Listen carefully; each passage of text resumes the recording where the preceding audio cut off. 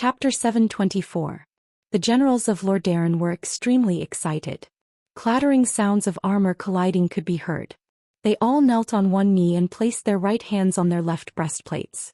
With Grand Duke Alexandros Mograine as the leader, they shouted in unison, "Your Majesty, Queen Kalia Menethil."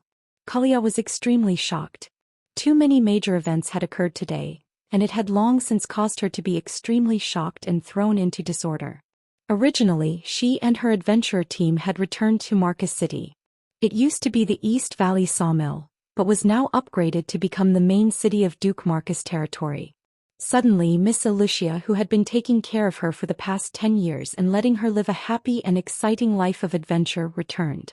She suddenly told her about the change in Lordaeron. Even though she had not seen her father for many years, she still missed him immensely. Furthermore, the one who killed him was her favorite brother, Arthas, who had now become a Death Knight. This bolt from the blue almost caused Kalia to have a mental breakdown.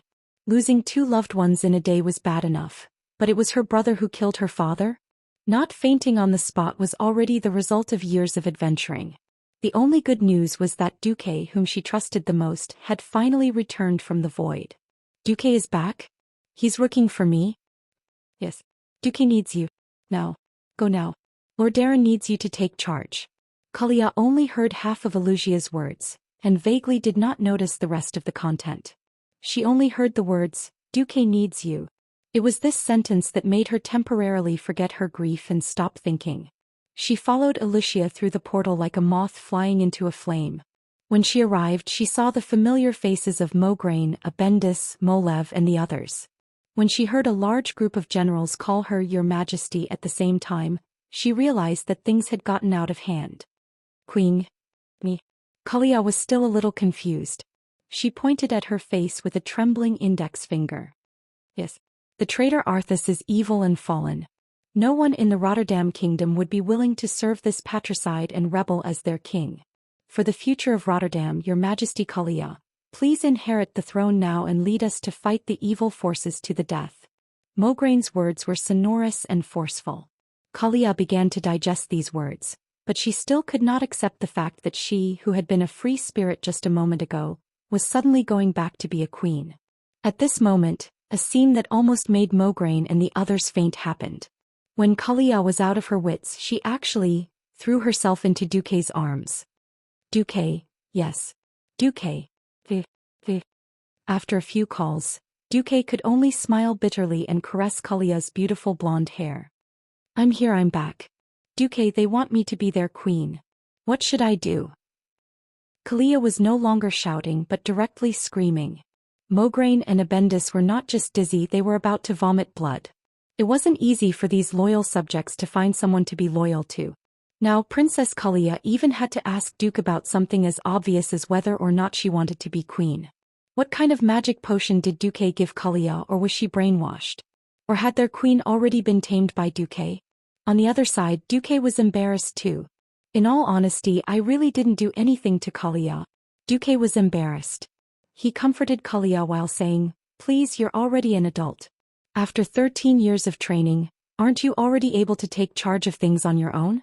Speaking of which, I haven't seen you for 10 years, I don't understand you at all. Even if you want me to give you an idea, I don't know how to help you. No. Kalia suddenly looked up with a resolute expression. If it weren't for you, father would definitely treat me as the shame of Rotterdam and imprison me deep in the palace. 13 years later, even if I don't die, I'll be a depressed and miserable woman. I won't live such a happy and free life. Duque was speechless. Mograine and the other onlookers were speechless. Princess Kalia's words made so much sense that everyone was speechless. Kalia took a deep breath. You're the one who gave me freedom and happiness. You're the one who gave my soul new life. If there's anyone in this world who's qualified to make me willingly give up my freedom and step into this political cage that I hate, that person can only be you, Mr. Duke Marcus. If Mograine had only vomited blood at the corner of his mouth just now, he would have vomited 3 liters of blood now. Their princess was unwilling to be crowned, and even if she was crowned, she would only be willing to be Duque's puppet. From a political point of view, this was definitely a huge loss for Rotterdam. However, from a personal point of view, Mograine and the others understood why Princess Kalia was like this. How could 10 years of freedom and 10 years of house arrest compare? I beg you. Mograine gave in, his eyes pleading. Duque, we're begging you too, Abendis said. If Princess Kalia refused to be crowned, then they, the officials, would lose their loyalty. Even if they forced Kalia to be crowned, how could the Rotterdam have any unity? Even if they knew that Duque had a huge influence on Kalia, Mograine and the other generals of Rotterdam could only pinch their noses and accept it. Duque was embarrassed. His scalp was numb. However, this situation did not allow for Duque to delay any longer. He could only say softly, Kalia, this is not for me, nor is it just for the millions of people of Rotterdam. This concerns the future of all humans. If Rotterdam collapses, the evil undead creatures will sweep through the entire continent. Humans, dwarves, gnomes and elves may all go extinct. Kalia pursed her lips. After a long time she replied, all right, for the people I will be the queen. Almost as soon as she finished speaking, the entire tent was filled with sighs of relief. Unexpectedly there was more. But before I take the throne, I still want to know your thoughts. All right. Mograine and the others were about to vomit their souls out. Their gazes were like knives and swords, slashing at Duque's back. These gazes were clearly saying, kid, you're lucky. You can do whatever you want later, but let Her Highness be crowned first. Duque's body stiffened. His scalp was numb and his back was sweating. In the end, Duque said, yes. I want you to be crowned. Chapter 725. Kalia finally nodded, as light as a feather, but to the people of Rotterdam, it was extremely heavy. The people of Rotterdam were overjoyed. Long live Her Majesty the Queen. Next it was Mograine and the other officials who welcomed Kalia to the main seat. There was a small interlude here. Under Kalia's amazing, enhanced healing skill, Molev's injuries actually stopped worsening. Perhaps the captain of the royal guards of the Rotterdam kingdom was destined to be a cripple for the rest of his life, but at least he managed to keep his life. And his testimony would definitely further confirm Kalia's identity. Duque stood at the outermost area and secretly sighed. For Kalia, it was indeed not good for her to give up her freedom. However, perhaps this was the fate of the royal family. After all, Kalia's life was completely different. The original Kalia, after not being able to marry, was placed under house arrest for more than 10 years, until Arthas killed her father. One could imagine that even if the kind-hearted Kalia was not filled with hatred, she no longer had a good impression of the Rotterdam kingdom. That was why she had been living in seclusion after escaping from Rotterdam, allowing the remaining forces of the Rotterdam kingdom to act on their own. Later, when the Calamity army attacked Azeroth, the middle-aged Kalia once again came out as a commandment priest. Seeing Kalia constantly looking at him even though she was sitting in a high position, Duque felt weird. Kalia, are you telling Mograine that I'm the mastermind behind the queen? At this moment the detestable Elugia whispered, Duque, I'll see how you deal with this. The people of Rotterdam will definitely force you to marry Kalia. I wonder what His Majesty Dalen will think of you. Dalen? What does this have to do with Dalen? Duque was confused. Elugia said something that scared Duque out of his wits. Duque, don't you know? You're still Jaina Proudmoore's fiancé. Huh? Duque was scared out of his wits. He almost peed his pants on the spot. Almost subconsciously, he stretched out his hands and grasped Elusia's smooth and tender arms. Elusia, you can't say things like that. Didn't my so-called engagement with Jaina end when Jaina turns 20? Elusia smiled like a flower, her smug expression full of slyness.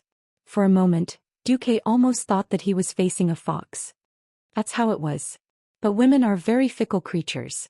10 years after the Alliance officially declared you dead, King Garen Trollbane wished to marry Jaina. But yes, not long after you disappeared, King Salas was assassinated by the Stone-Fist Ogre, and King Garen succeeded to the throne. Duque's eyes sharpened. Damn, it's actually Garen? It was true that Garen Trollbane was a legitimate prince. However, compared to his father, the great hero Salas, he was nothing. Compared to Daneth Trollbane, who was a militia captain but was actually Salas's nephew, Garen was the scum of the scum. Others might not know, but how could he hide it from a transmigrator like Duque? Many of the strong in Azeroth became stronger and more monstrous as they got older. Due to the war, the average lifespan had dropped to 20 years. A strong human like Salas could live to 60 or 70 years old and still be able to tear an ogre apart with his bare hands. Moreover, Trollbane's name originally meant troll slaughterer. If it wasn't for Garen, that bastard, killing his father, how could Salas have died so quickly? Oh, looks like you still have some feelings for your fiancé. Alicia teased. Duque's eyelids twitched and he explained, it has nothing to do with Jaina. I just don't like that bastard Garen. I don't like him either. He has caused chaos in Torrential Castle and even the entire earthy highlands. Now the once famous Highland Knights have been abolished. Sigh. To actually kill a powerful person like Salas, this was a disaster for the Alliance. At this time Alicia changed the topic. Anyway, Jaina refused to remarry. It just so happened that His Majesty Daelin did not want to marry Lord Aaron. In the end, the clever Princess Jaina used you as a cover, and declared that she would not marry anyone but you. She was born a member of the Marcus family, and when she dies she will be a ghost of the Marcus family. Alicia continued to laugh, of course, because at that time Stormwind had a good relationship with Kurtiras. The regent, Lord Lothar, and His Majesty Daelin were happy to see this, so it was decided. Dooku almost spat out a mouthful of blood. If it was accompanied by a funeral march, it could even turn into a musical fountain. Even a million alpacas running through his heart would not have been so painful. Someone said that Jaina loved him deeply. Duque would be the first to not believe it. During the 2 years he was training in Karazhan, Duque had already made it clear. She could learn from him, but marriage was out of the question. When Jaina was 20 years old she would get lost. Marrying a cat or a dog had nothing to do with him. Jaina was not the kind of woman who would be happy to take care of her husband and children. Both sides had already discussed it. Why did this happen now? Duque wanted to kill someone. Faster thief. If I'm marrying Jaina, I might as well marry Kalia. Duque was a little mad and did not choose his words. The speaker did not mean it, but the listener did. On the other side, Kalia, who was sitting at the head of the table, pricked up her ears. Mograine and the other old generals also turned their heads at the same time. Kalia blushed on the spot, her right index finger seemingly unconsciously playing with the ends of her long hair that hung down from her temples. Of course, the old and shrewd generals of Lordaeron would not be stupid enough to question Duque on the spot, but the seed had already been planted in their hearts. Duque was speechless. Duque waved his hand and pushed all these things aside. All right. Don't waste time. I've given you the reason and righteousness to fight. Now, in the face of this earth-shattering crisis that will engulf the entire Lordaeron continent, is there anyone else who wants to leave the Alliance? No. Unless Her Majesty announces that we are leaving the Alliance, we are still soldiers of the Alliance. Mograine quickly changed his words. Of course, Kalia was a hardcore supporter of Duque. We'll talk about the official ascension ceremony later. Now, in the name of the Queen of Lordaeron, I order you to unconditionally obey the commands of Commander Duke Marcus. Yes. Your Majesty. Mograine and the others kowtowed deeply. Then Mograine turned to Duque and said, His Excellency Anduin Lothar has left the Alliance command for many years. Originally, I should have been the supreme commander of the Alliance, but now, Sir Marcus, you are more suitable than me. Right. Leave it to me. In the face of the Calamity Army's full-scale attack, it would be courting death to give orders. Duque took over the command without hesitation. Just then he suddenly received a new report. The Calamity Army was attacking the Dalajan. Chapter 726. What? Duque was shocked. What's going on? Why did they attack the Dalajan directly? In history, Arthas had led his army from the west to the east. He had first defeated Cuel Salus, then returned to the Magic Kingdom and overturned the Dalajan. Even Gilnis was beaten to the point that he could not take care of himself and was forced to release the werewolves. If it wasn't for the fact that Archimonde, one of the 2 commanders of the Burning Legion, had more important work to do, and that Arthas was busy heading to the Kalimdor continent, it wouldn't be surprising for the Calamity Army to wipe out the entire Eastern Kingdom. However, the report said that they only found a large number of low-level undead. This news made Duque a little uncertain. Although the Calamity Army had many types of soldiers and powerful monsters, the core of the undead was still the Liches and Death Knights. In reality, the core of the undead was still the commanders, the Liches and the Death Knights. Without a Lich or a high-level Death Knight acting as the mastermind, the zombies would just be a motley crew. Duque frowned. Call the mages in charge of sending messages. I want to start a public remote meeting at the throne level. A few minutes later, more than 10 mages and their magic mirrors filled the tent. The next moment, from Silver Moon City in the Elven Kingdom of Kuel Salis to Stormwind City in the south, every throne-level communication room rang with the most urgent call. In every communication room, the mages in gorgeous magic robes widened their eyes in horror. They almost suspected that they were hallucinating, and suspected that the magic communication that rarely went wrong was fake news. The next moment they shouted at the top of their lungs, "Guards! What? Duque is back? Lord Darren has fallen?" Whether it was the sudden return of Duque, who had been missing for 10 years, or the fall of Lord Darren, they were both major events for the entire alliance, not to mention the two combined. This extremely sensational news was no less than a huge spiritual nuclear explosion. Magni Bronzebeard sprinted from his personal blacksmith's forge back to the throne with his short legs. Anduin Lothar, who had been ignoring politics for many years, almost rushed into William's throne room. Even the kings of the three kingdoms that had long since left the alliance had to stop what they were doing and rush to the magic mirror. This was because the person who was about to make the announcement was the legendary hero of the alliance, Duke Marcus. In the pitch-black magic communication mirror, there seemed to be a small flame burning. In the blink of an eye, it spread from a small flame to the entire mirror that was as tall as two people. Rustle. It was clearly the sound of magical waves, but it felt as if the entire palace was shaking. A familiar yet unfamiliar figure appeared on the mirror. It really was him. Even though he looked a little more mature, it was only in terms of temperament and not appearance. It was as if the time in the void had frozen his age. From the looks of it, Duque still had the face of a young man who was not even 20 years old. Could it be that Duque wouldn't age? Quite a few kings secretly bared their teeth. In fact, the kings had indeed guessed correctly. Duque had received a gift from Alexstrasza, the giver of life. His age had been eternally fixed at 18 years old. Duke went straight to the point. I'm back. I'm back at a rather bad time.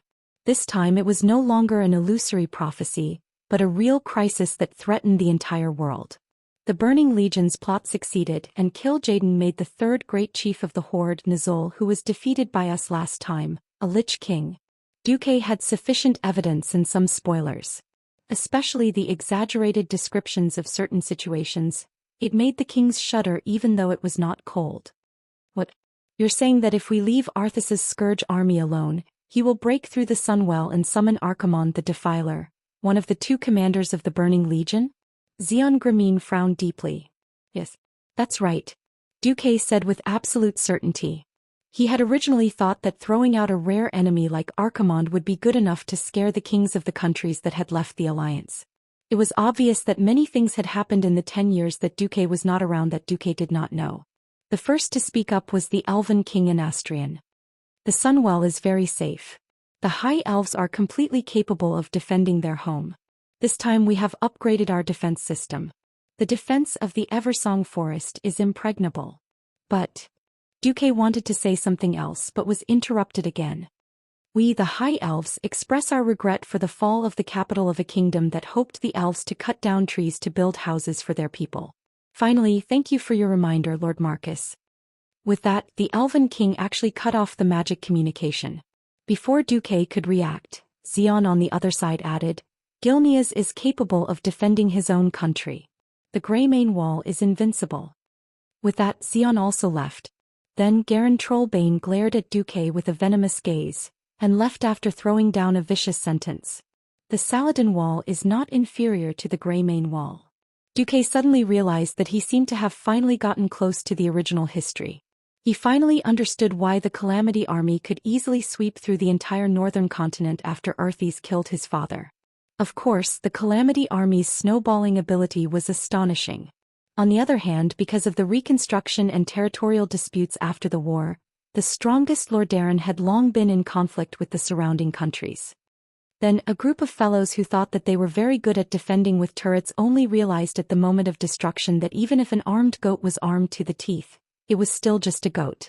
It would never be a match for a wolf. *CK, this rotten hand is simply a huge pit. At this moment, the aged face of Antonidas suddenly cut into the magic communication. Duque, hurry and help the Dalajan. Those damned undead monsters are here. They came from the bottom of the lake. After a few words, Antonidas's face disappeared from the magic message. The remaining kings of the alliance all paled. Duque clenched his teeth. There's only one possibility for the magic communication to be interrupted. A stronger element has disturbed the elemental stability of the nearby space. In Duque's mind he could only think of one word: canopy of necromancy. Only the most powerful undead could forcibly change the elements in the entire sky into the dark element that symbolized death. Could it be Arthes himself? The script of fate seemed to have been seriously deviated. At this moment, Duque still did not know that this was actually his fault. If not for his emergency evacuation plan, Lord Darren would have been completely destroyed this time. It was precisely because the Marcus Merchant Guild's ships saved tens of thousands of civilians that Arthes changed his mind and led his army south. Just then another bad news came. A large number of orcs attacked Goldenhold Castle. Chapter 727. Damn it. Most of those orcs are elites that have been eliminated through cruel battles, one of the generals muttered, revealing the truth.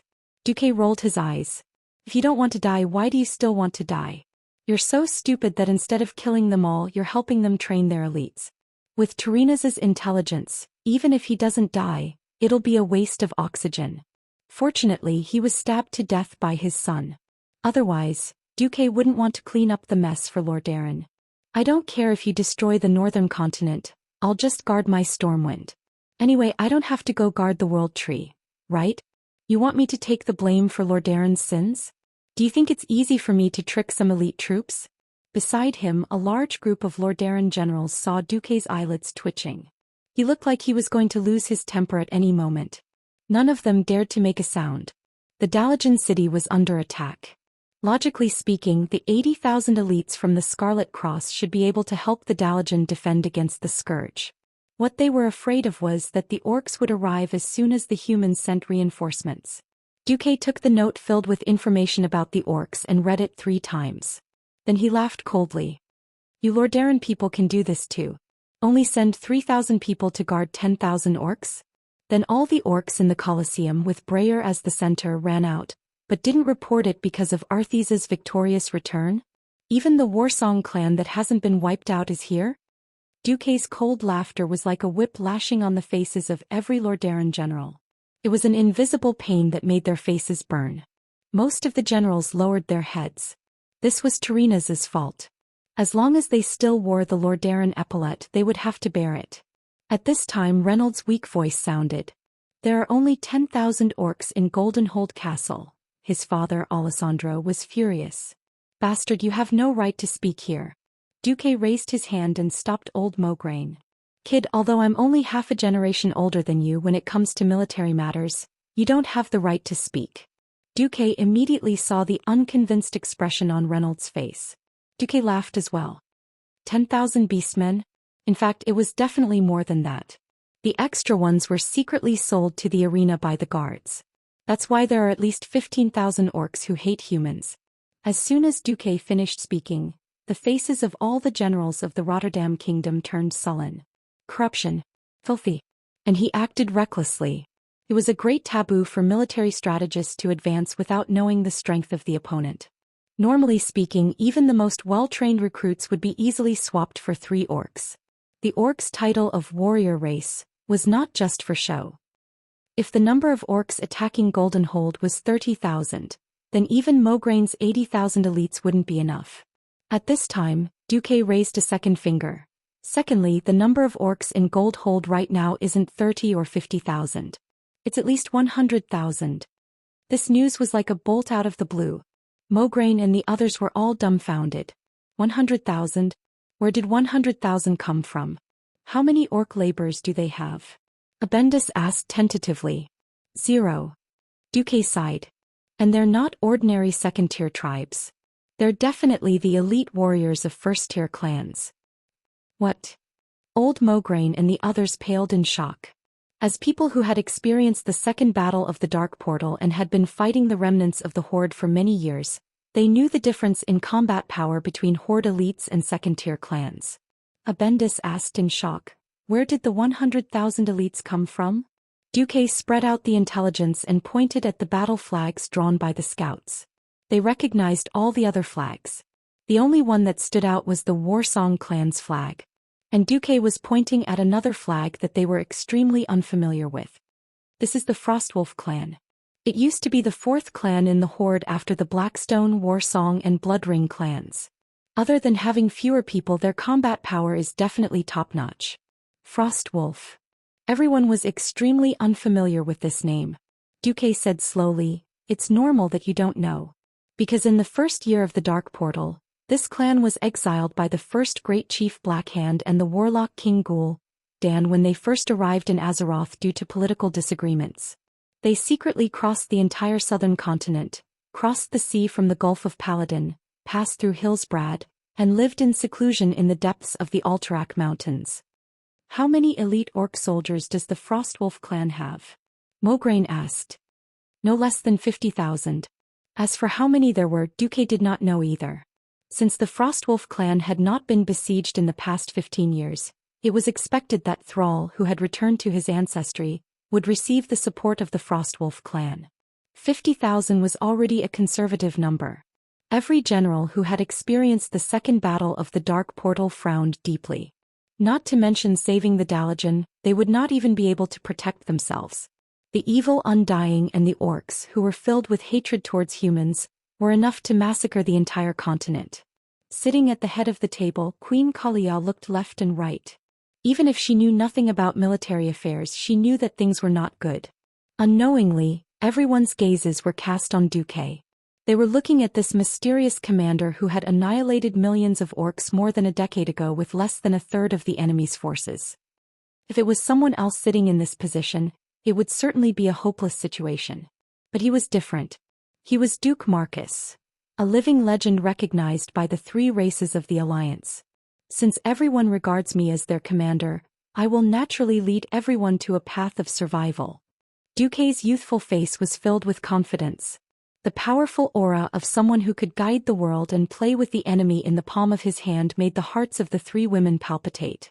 Kalia, Lucia, sorry. They all revealed looks of worship. At this very moment, Goldhold Castle. "No, don't kill me, no." The last human guard was torn apart. The orcs, who had been tortured for who knew how many years, tore off the guard's hands, feet and head like a doll, turning them into pieces of meat. "Ha! Ha!" The orc, whose face was covered in blood, laughed maniacally. "Long live Thrall! Long live Orgrim! Long live Grom Hellscream!" The orcs cheered to their heart's content, raising the crude weapons in their hands high to show off their strong muscles. Thrall, holding a blood-stained battle axe, was equally excited. Even he had suffered for far, far too long. The whipping of the humans seemed to still be burning in his back. Chapter 728. At this time, Orgrim, who was in his prime, came over with his famous Hammer of Destruction. "Thrall, let's go if you're done celebrating." "So soon?" Thrall was a little surprised to see Orgrim looking a little anxious. On the other side, Grom, who was carrying Bloodhowl, also came over. "Thrall, you're still too young. You haven't seen the Alliance's terrifying battle potential or those strange weapons of destruction. I suggest you listen to Orgrim when it comes to the big picture." Thrall was a leader-type beastman that only appeared once in 1,000 years. He had unimaginable wisdom and character. That's right, character determined fate. Experience also shaped character. Different from the original history, Thrall had been found by Orgrim at a young age through the prophecy of the shaman prophet. He had grown up in a different environment and been secretly protected. Even though he was still a gladiator, he didn't receive the abuse that he should have received. At the same time, Blackmore's human lover no longer sympathized with him and gave him warmth. What replaced it was Orgrim's earnest teachings from a young age. Thrall was now raised according to the standard chieftain template. He had a humble personality and listened to Orgrim, who was both his teacher and his father. Thrall lowered his head slightly. "Indeed, in the arena I've heard many legends about the strength of the humans and dwarves. I've never seen them before. Orgrim and Grom, you two have more experience in this than I do. I'll listen to you." At this time a beastman scout came over. "What? The Scarlet Cross is near us." The three leaders were shocked. The Scarlet Cross, which they had labeled as their #1 target, had actually been stationed in the northwest, less than 30 kilometers away from here without their knowledge. This was a huge threat. Grom raised his ferocious blood howl. How about it? Do you want to fight? Yes. Thrall and Orgrim said in unison. Then let's go. Regardless of whether the humans were ambushing them or not, this battle had to be fought. Duque didn't know that in these 10 years, the Lordaeron people had suppressed the horde very well. They continued to build bunkers and walls to reduce the living space of the beastmen.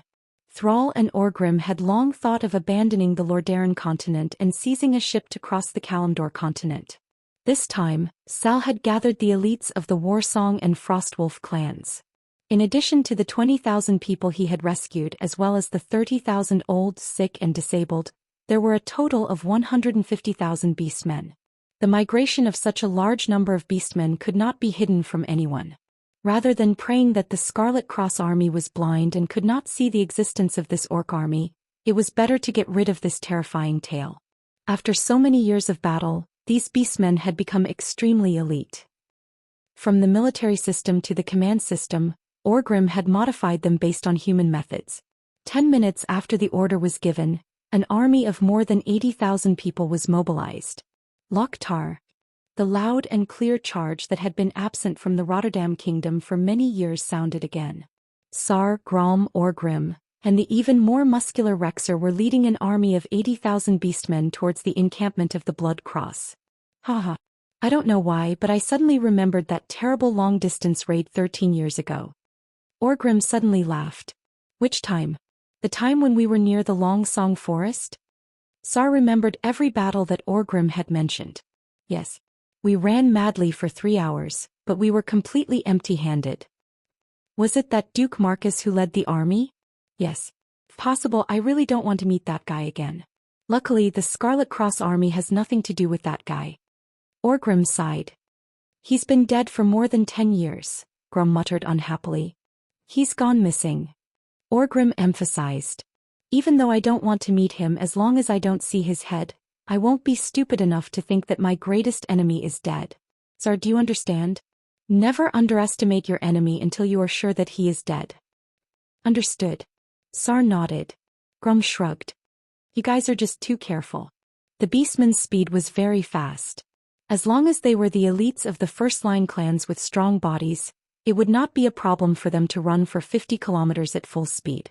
30 kilometers would only take about 2 hours. However, when they arrived, the strange scene in front of them left them scratching their heads. The camp was empty. From the looks of it, they had left for about 2 hours, heading towards the mountains in the north.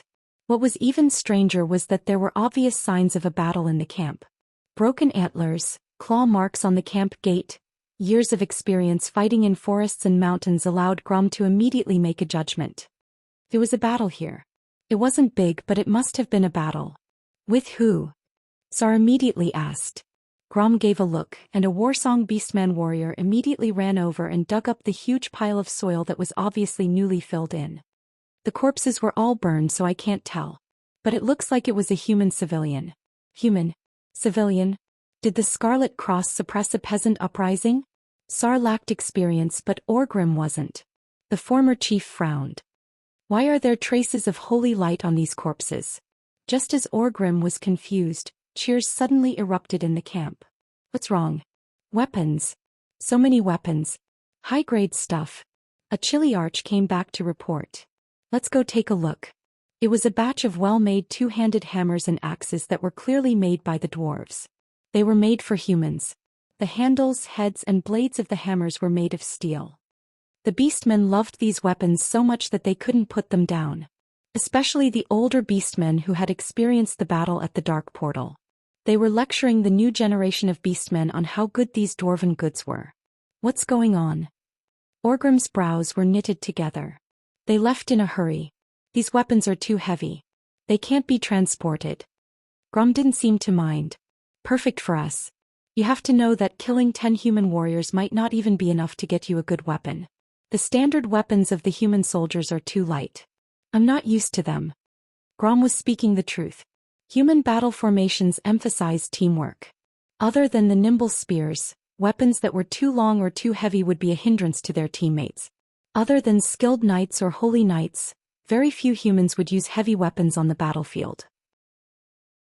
Chapter 729.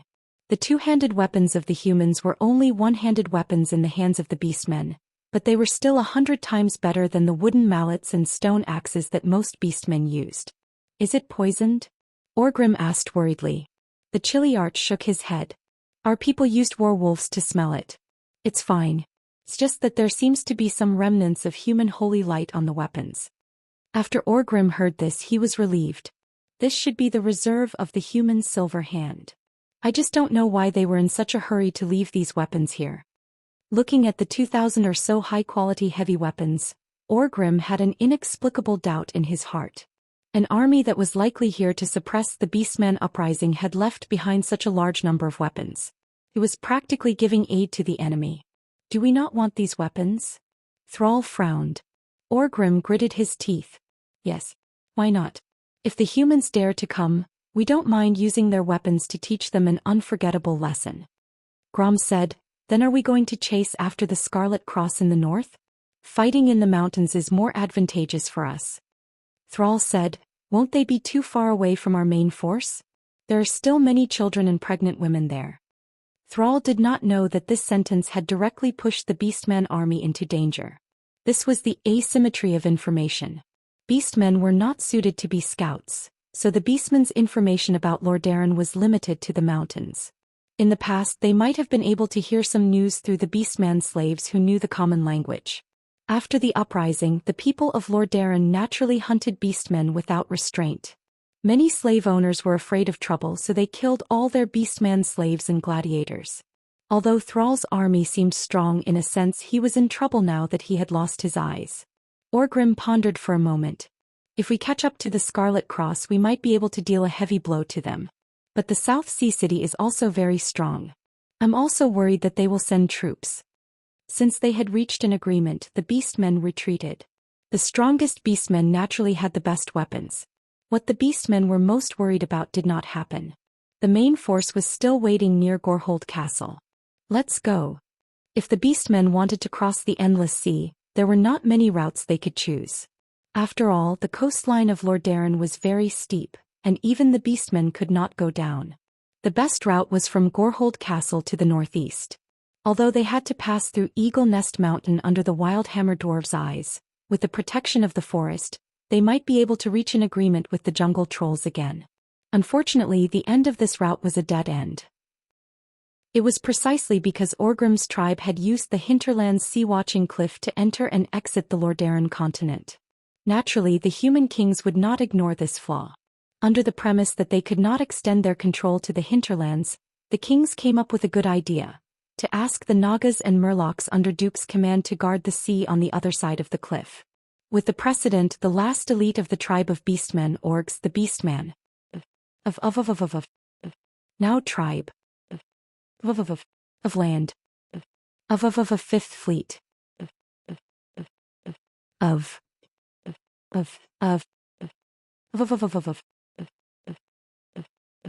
Kurtiraz's fifth fleet was stationed at the fortress of Tol Barad Island all year round.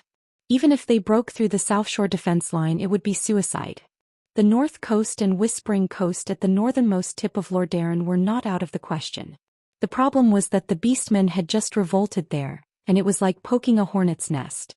To Thrall and the others, it was a dead end. Little did they know that the Scourge army would wipe them out. As a result, the only way out was to the west of the continent, the South Stream coast and the North Stream coast. There was a long coastline between the two coasts. This road was like a wooden bridge.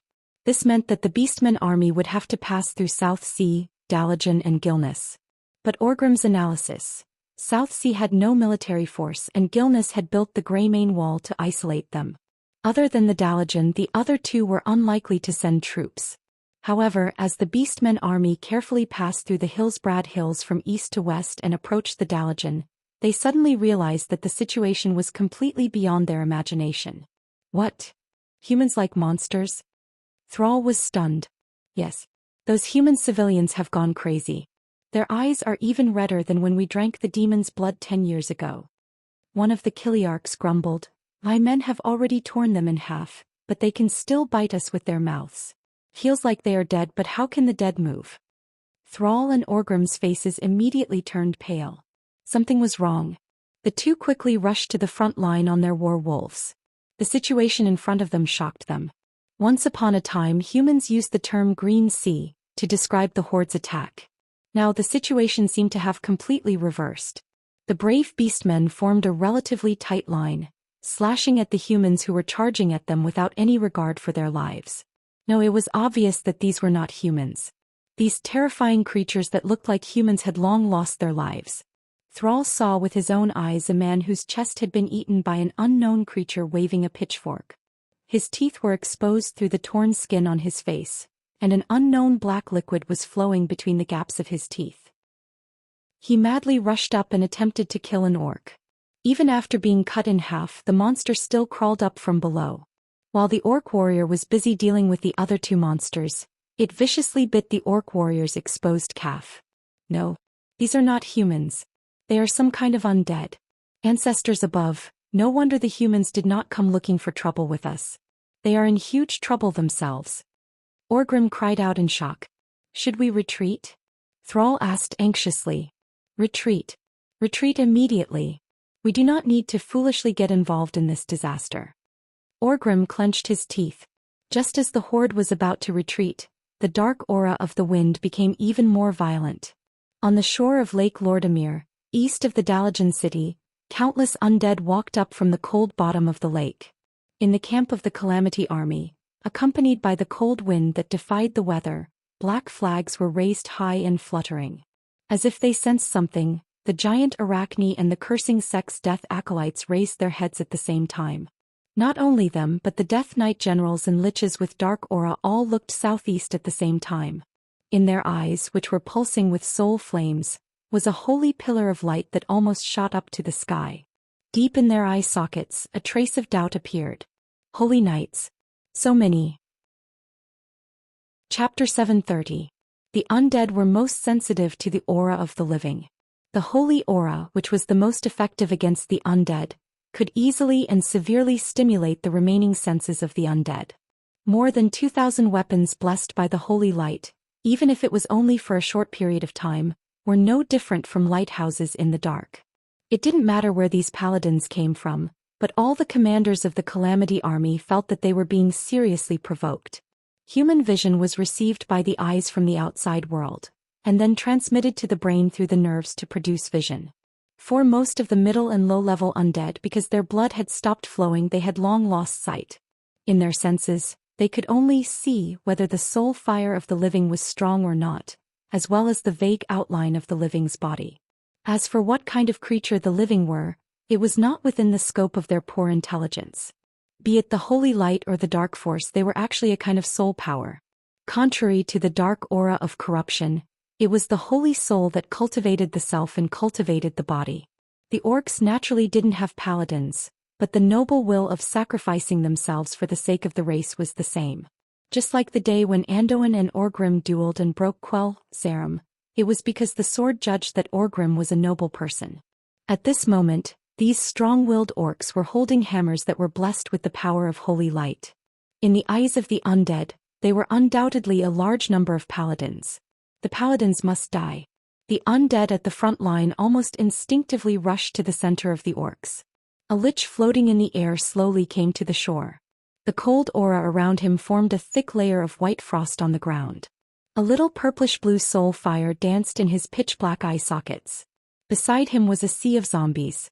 From time to time, Death Knights held up a black flag and rode their undead warhorses past. From Lake Lordamere the tide spread endlessly. It was the undead army that covered the entire land from the shore. The gloomy sky was filled with fluttering snowflakes. The distant view of the battlefield was reflected in the depths of the emotionless, cold eyes.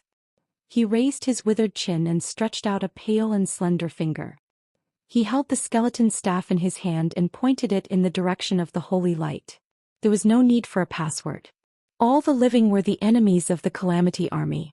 On both sides, the Death Knights and low-level undead acolytes pressed their bony palms on their chests. The purplish-blue soul fire that was stimulated by the power of the devil burned even more fiercely. Stimulated by the power of the devil, the purplish-blue soul fire burned even more fiercely. Like falling dominoes, the commanders of the Scourge troop lowered their heads one after another. When they raised their heads again, their eyes were filled with pale white flames. The roar from the soul level drove away the low undead with insufficient wisdom below. In the name of the Burning Legion, kill Kjiden. Along with the roar of the souls, the huge black tide of death that had accumulated on the shores of Lordermill Lake began to pour towards the orc army that was advancing towards the south. On the north bank of Dalaran, the frontline commander, Arthas, who stood at the highest point of the Scourge army with Frostmourne in hand, looked up and said, "What the hell is Ras Frostwhisper doing? I want him to attack the Dalajan from the east." Alwah's Frostwhisper. Due to a slight twist in history, Sir Els, who had already died and sunk to the bottom of Caer Darrow Lake, was fished out of the lake by Cal Thuzad, who was searching for dark allies. In one fell swoop he became Cal Thuzad's most outstanding student and one of the core members of the Cursing Sect. Naturally, it would be difficult for Arthas alone to control an army of undead that numbered in tens of thousands. When he fell, Cal Thuzad, who was killed by him last year, was naturally in the same camp as him, and Cal Thuzad's men were promoted to frontline commanders. Ras Frostwhisper wasn't bad, but that was the extent of it. Ras Frostwhisper was equivalent to a Radiant Moon mage, but when faced with the Dalajan mages, Arthas clearly felt that Ras Frostwhisper was useless. This self-proclaimed king of Lordaeron's Death Knight began to miss Cal Thuzad, an assistant with sufficient intelligence and powerful magic. Arthas looked at Dark Dean Jadine beside him, then looked at the dozens of mage towers outside the Dalajan city that were constantly flashing with magical light. He frowned and said, "Since Ras Frostwhisper thinks that the beastmen over there are a threat, let him be. How long will it take before the Dalajan's magical energy is exhausted?" Jadine estimated and said, 3 days and at least 300,000 cannon fodder will be used. Arthas sneered in contempt and said, "Cannon fodder? There are human settlements everywhere in the Hillsbrad Hills. There's as much cannon fodder as you want. If you don't have them, go find them. Those beastmen seem to be good cannon fodder. With their strong bones, even if they become skeleton soldiers, they will be stronger than ordinary skeleton soldiers." Understood. Dean Jadine bowed deeply and retreated. A few minutes later, more undead rushed towards the beastmen. Now, not only had the beastmen's front army fallen, even the middle army was beginning to be surrounded. Unless Sar and Orgrim were willing to abandon the women and children, they could only fight to the death. "Oh my ancestors, where did these bones come from?" Sar was very depressed. He had already changed his hammer for the 3rd time. Not only did he lack a suitable weapon, but he had also not practiced the path of the shaman at this point in time. He was just a super soldier. Orgrim was also in a difficult situation. He had no choice but to wave the hammer of destruction and chase the undead knights that were running all over the mountains on their skeletal warhorses. Other than him and a few chieftains, the ordinary beastmen had no way to resist the undead knights. Perhaps the holy light in their hands would be more effective, but they were not real paladins. Before the holy light could hit the undead knights, they first had to withstand the dark magic of the undead knights. The only consolation was that these undead knights were not too strong. After all, the first batch of undead knights that Ghoul Dan created were all sorcerers, and they had one set of dark magic after another. Most of these undead knights were pure knights, and they were more inclined towards physical attacks. In the southern foothills of the Alterac Mountains to the east of the Dalajan city, a few sneaky figures appeared. Mograine could not help but sigh when he saw the fierce battle below through his binoculars. "Duque, you still have a way." Chapter 731. One could imagine what would happen if the Scarlet Cross rushed in to rescue the Dalajan. That's right, the Beastmen army would end up like the Scarlet Cross. Duque smiled mysteriously. "If we went straight to the Dalajan, we would have to face nearly 1,000,000 Scourge soldiers and 100,000 Beastmen. But now, with the Beastmen helping us take the lead, we can relax a lot. More than 2,000 hammers blessed with King's blessing and Power's blessing in exchange for 100,000 elite beastmen as our reinforcements. Not a bad deal, is it?" Duque had a calm expression.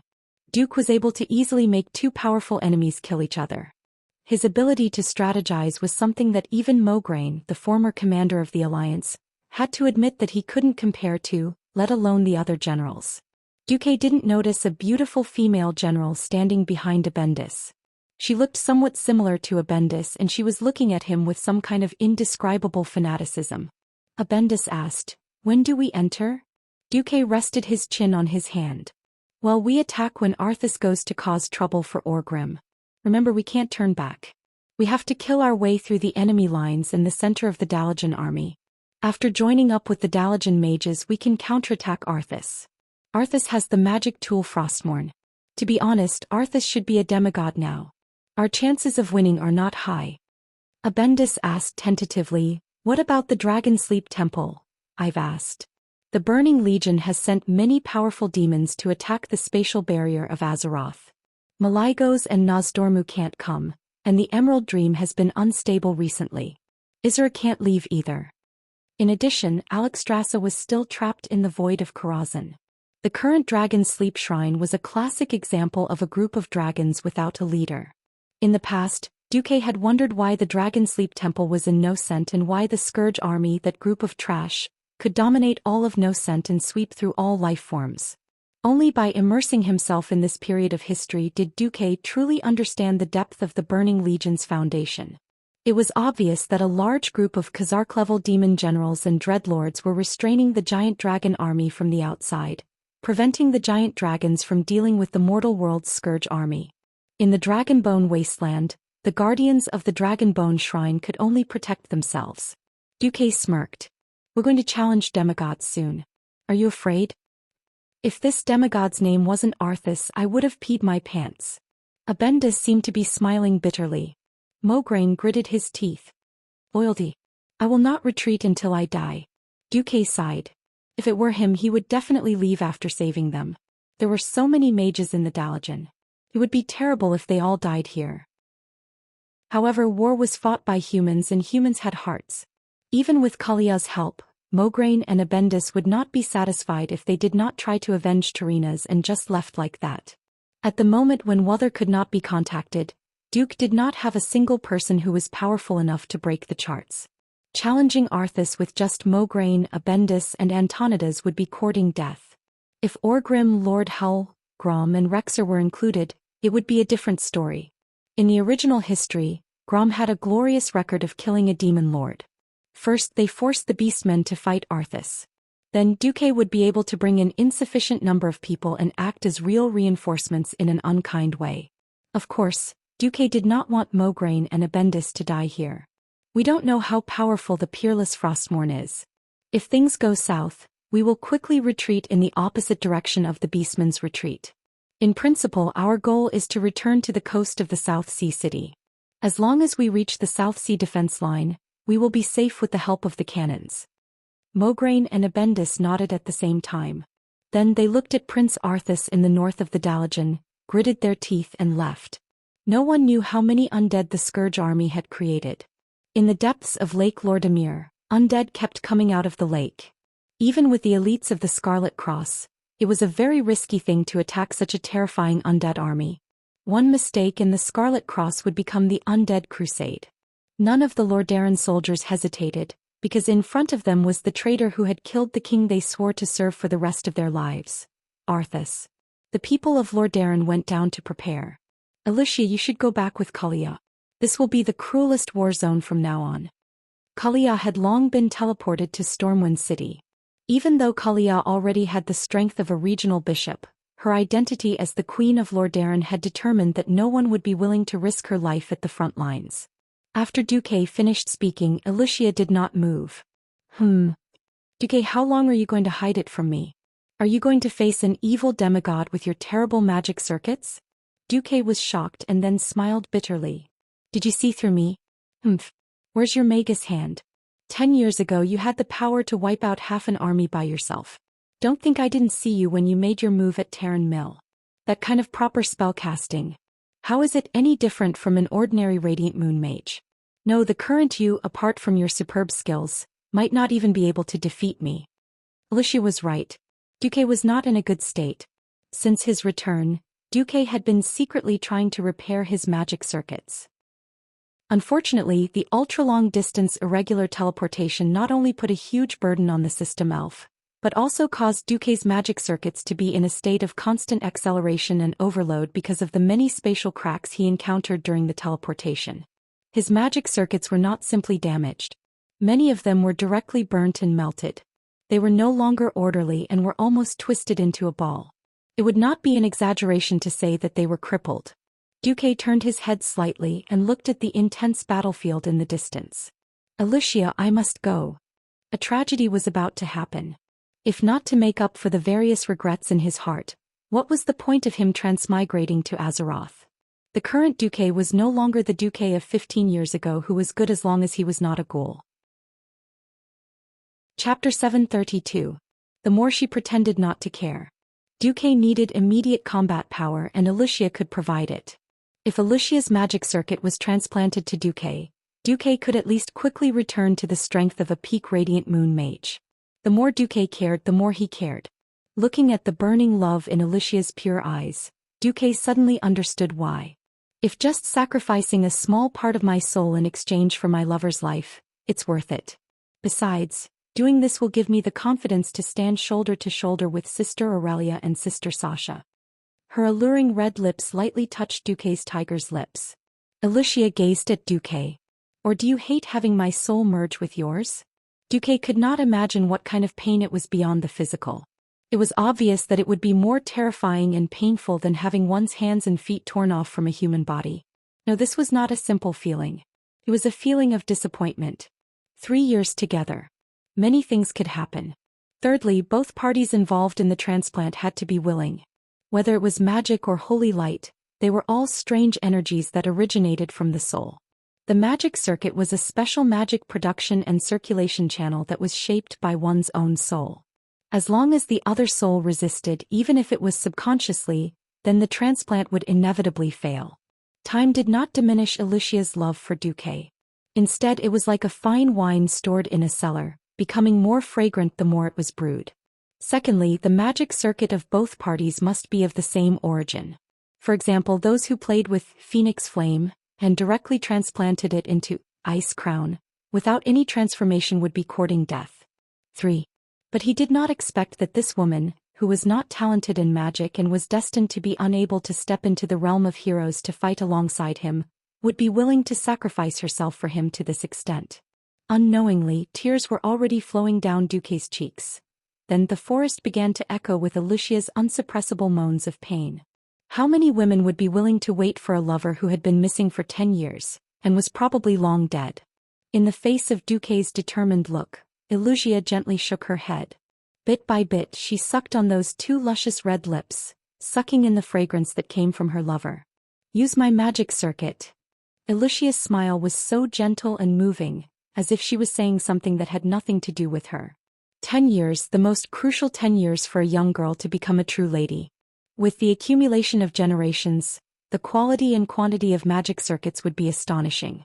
Duque had thought that his threat would be effective, and he would see panic on her beautiful face, which was full of mature charm. That way he would be able to get her to give up on this crazy idea. However, he couldn't bear to watch his friend and hero die. Why was it that most magicians were passed down through aristocratic families, and the first generation of magicians were rarely very powerful? It was no longer a simple friendship or emotional bond. Alicia, you're crazy. Do you know how painful a transplant is? The magic circuit is also a part of your soul. Even if my circuit is burned, it's only that part of the circulation is blocked. But if your circuit is transplanted, it's like forcibly tearing a part of your soul out. Duque shouted agitatedly, grabbing Alicia's arms hard and shaking the woman who had followed him wholeheartedly for more than 10 years. But Duque shuddered, his face full of horror. He directly pulled Alicia into his arms, one hand gently holding the soft shoulder of the noble lady, and the fingers of the other hand directly touching the intellectual face. 10 years apart. Then, any more words would be superfluous. What else could Duque say? It seemed a little naughty, but in fact, Duque was re-examining Alicia. He wanted to deeply remember every line on this beautiful face, engrave it in his retina, engrave it in his heart and brand it in the depths of his soul. Duque kissed her hard. Before he came back, Alicia did not abandon his fief, and even conscientiously built his fief into the most prosperous area in the southern continent. For this, Duque was already very grateful. Nearly 5 years of planning and hard work, 10 years of wandering in the void. The life on Earth seemed to have become very far away. Only with the help of the system could he easily recall the bits and pieces of Earth. Unknowingly, in Duque's heart, there was a kind of awareness that he was already breathing with Azeroth, sharing the same fate. Duque was disappointed. Alicia had the above 3 points. It sounded very good, didn't it? It was precisely because before he transmigrated, whether it was from the examples of people around him or the influence of WeChat and Weibo, that Duque had seen too many love affairs that could not stand the test of time. He dared not have the greatest hope. He could hide in Karazhan, where he could live a shameless life with the Windrunner sisters every day. He could decorate the space that belonged to him at will. He could immerse himself in the world of magic like a real mage. And with Alexstras's protection, he did not even have to worry about the cats and dogs of the Burning Legion coming to find him. Use her magic circuit? First, both parties of the transplant had to be alive. Once they died, the activity of the magic circuit would quickly dissipate. Duque, I'm not stopping you from going. My great hero. That soft voice naturally made people think of a young wife staying at home quietly waiting for her husband to return. Gently tilting her head, Alicia emphasized, I'm just stopping you from going to die in this state. What else could Duque say? However, Alicia used her weak body to bear all of this.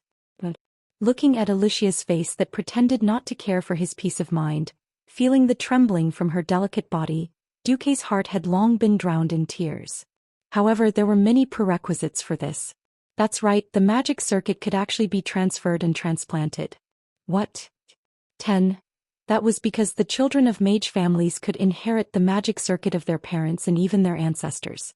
Without any flirting or ambiguity, Duque's right index finger slowly moved down the delicate lines of Alicia's face, gently pressing down. After slightly loosening his index finger, the delicate skin and bright red lips trembled and bounced back under the effect of inertia. After an unknown amount of time, the four-faced lips left, panting.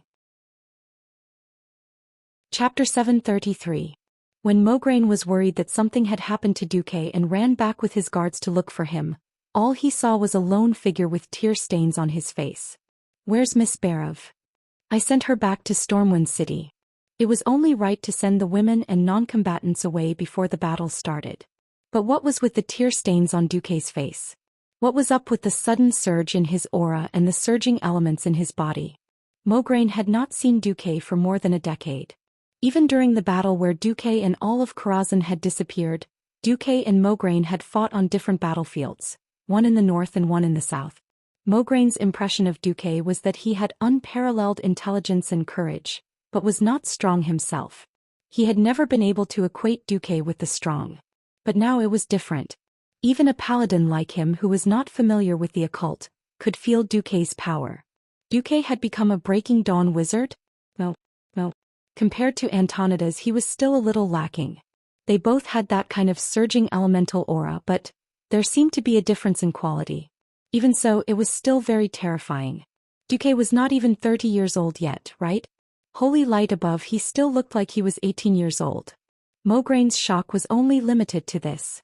If he had known that Duque was already immortal, perhaps he would have been truly envious and jealous. Quickly collecting his thoughts, they looked down the mountain. The battle between the Orc army and the Scourge army had reached its climax. The elite Orc warriors from Warsong and Frostwolf formed a 5-kilometer-long battle line, holding off the undead tide that was surging from the north to the south. Under the maintenance of this battle line, further south was the migrating Orc army. Countless Orc women and children carried them on their shoulders and arms, leading the small Orcs as they ran. It would be impossible for a human to pass through the Hillsbrad Plains in such a short time under the attack of the undead creatures. Humans had to bring their families and belongings with them. It was destined that human civilians could rarely travel more than 50 kilometers a day. The Orcs were different.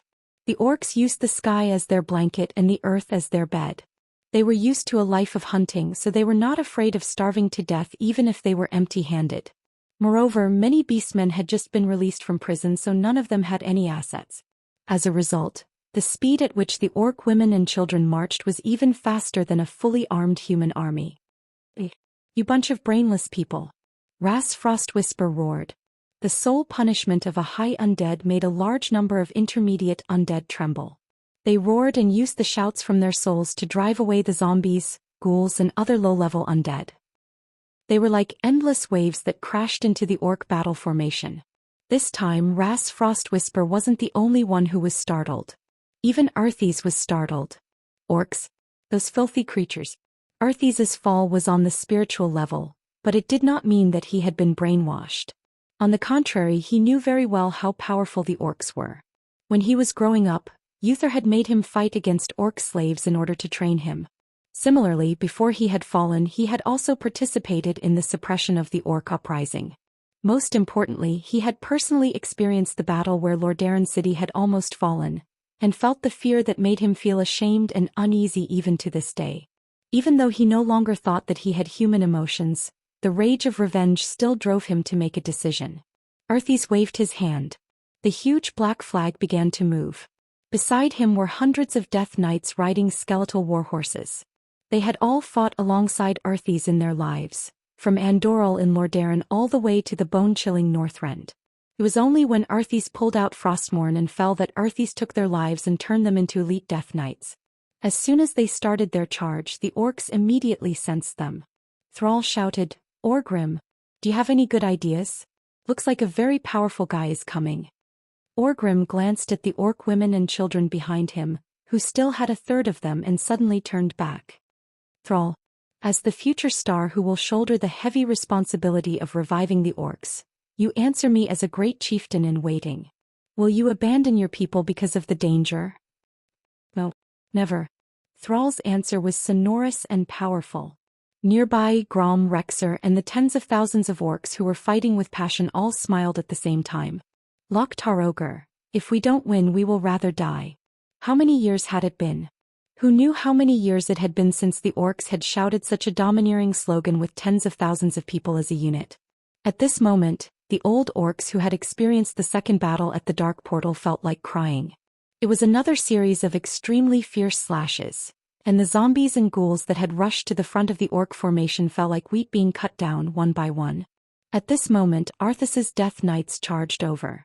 The skeletal warhorses looked so thin that only bones were left, but because they emitted an even denser aura of death, the low-tier undead in their path all retreated.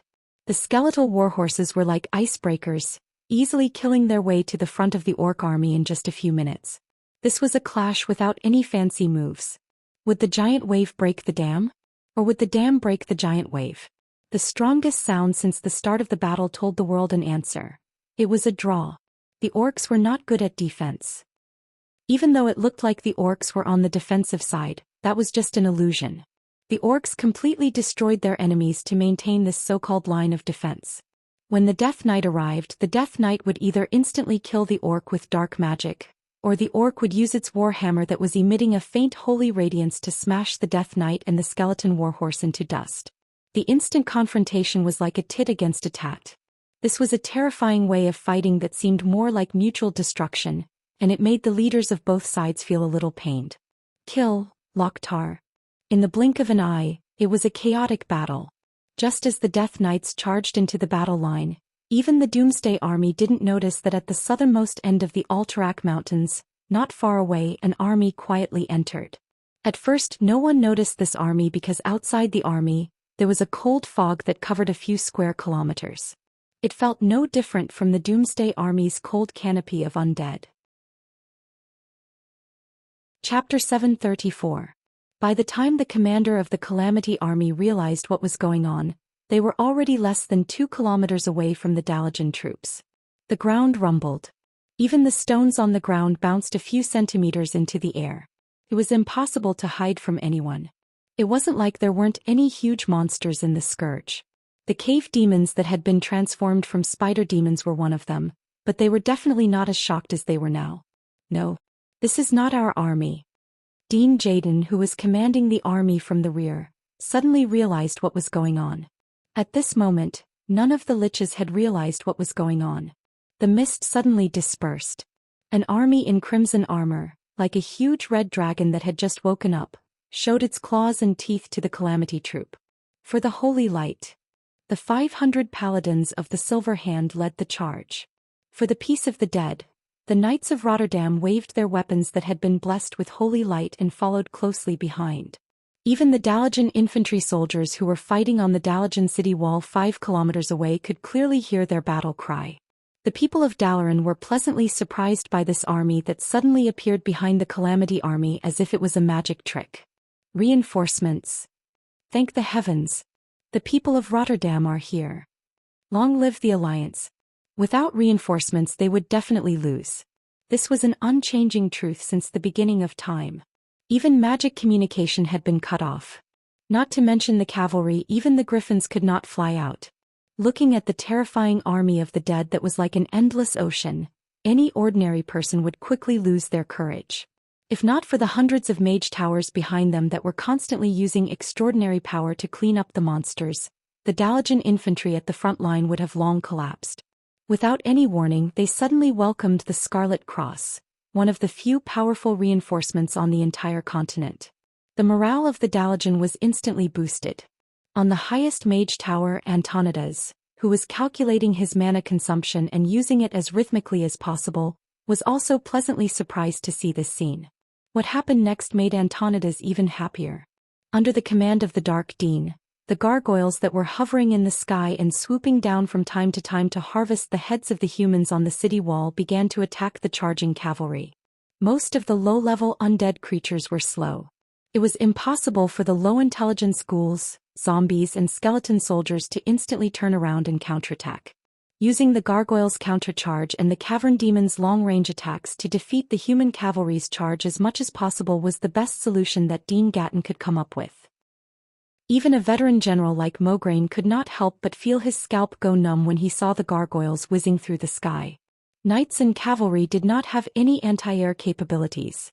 Even a holy knight's long-range attacks were limited, and the distance was extremely short. Paladins could fight, tank and heal, but they didn't have any ranged attacks. This was a natural shortcoming that couldn't be fixed. The Rotterdam kingdom never lacked warriors who would charge head-on into the enemy's air force.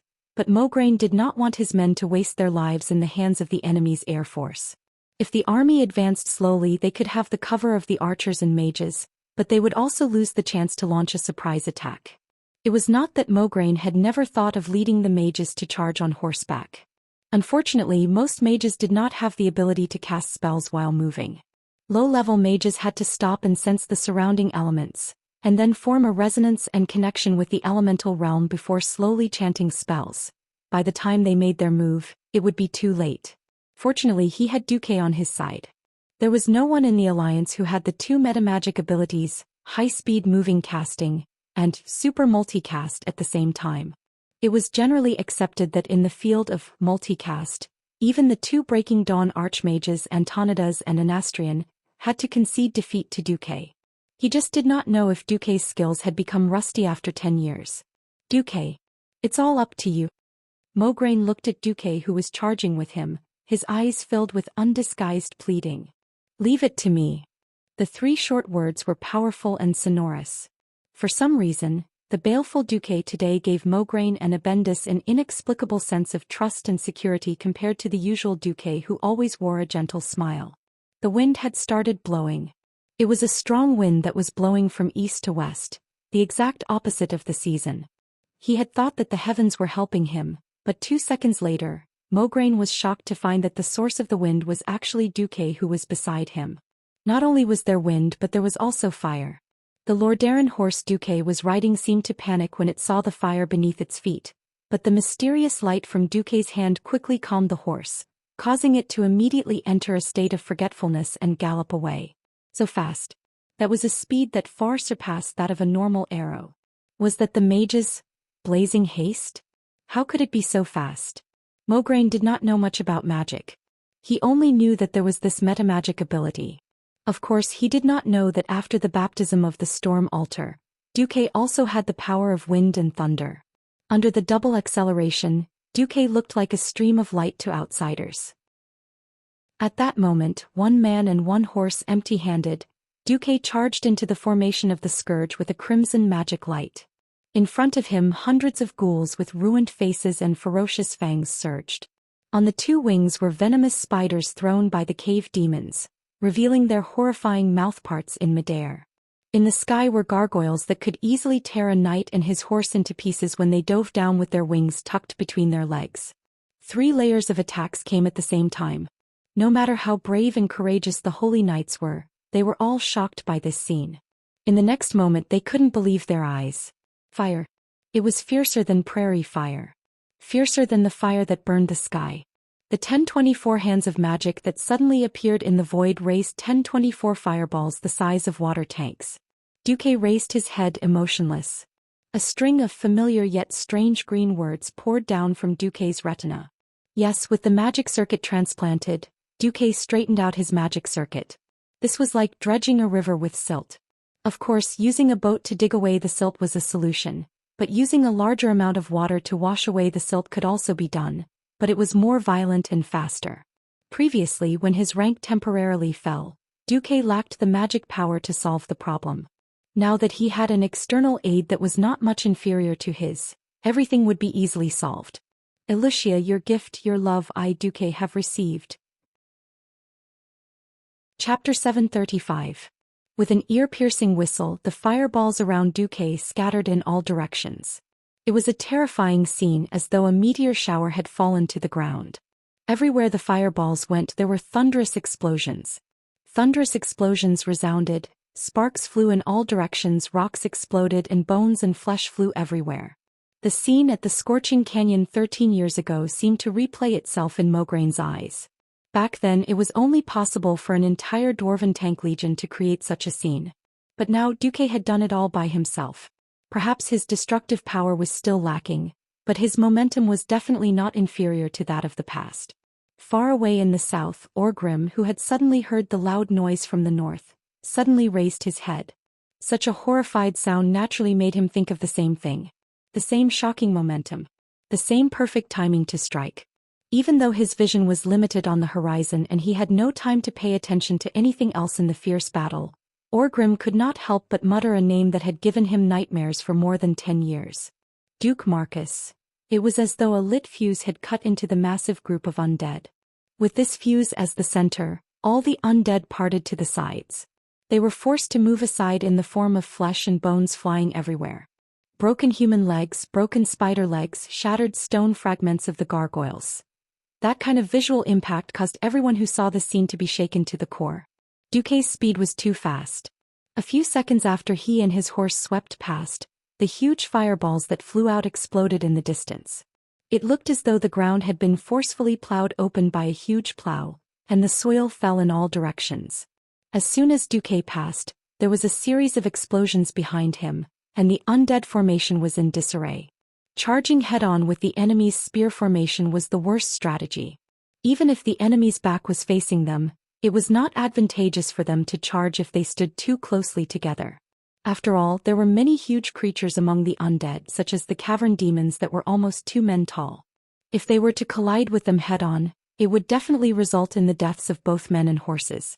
Only with the right amount of sparseness was the best place for the cavalry to display their might. Seeing the gaps in the Doomsday Army's defense line, Maugraine and Abendis shouted at the same time, "Good." Duque had never been a cavalry commander for even a day, but he had long understood the true meaning of military formations after years of leading troops. If the Scarlet Cross could not grasp such a perfect opening, then they would be letting down their reputation as elites. The Dark Dean Gatling, the man who had taken over the Barra family's fortress and turned Caer Darrow into the base of the Cursed Gods cult, the man who turned Scholomance into a true academy, screamed in pain, "No!" In the absence of Cal Thazad, he and Ras Frostwhisper were competitors.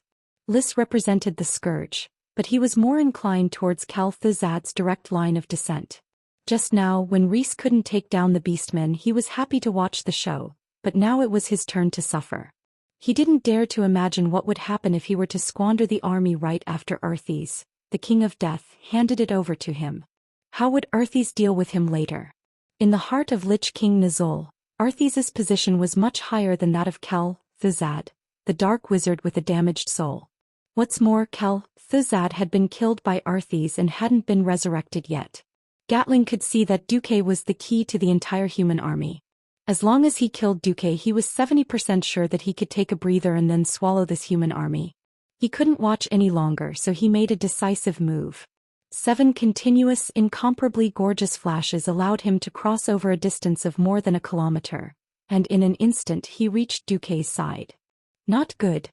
The layman watched the show while the expert saw the artistry. Duque's sea of fireballs looked incomparably gorgeous, and he could almost single-handedly deal with half of the Scourge army. In the eyes of experts, Duque was actually a scumbag with a little bit of cleverness. Why? Because Duque only used low-level Flame Blast. Even Antonidas, who was watching this scene through the magician's eye, was fooled by Duque's seemingly gorgeous but actually weak methods. The veteran Breaking Dawn wizard subconsciously thought that Duque had been seriously injured while rushing back from the void. In fact, this was indeed the case. However, no one would have thought that Duque had used Elusia's magic circuit to resurrect with full energy.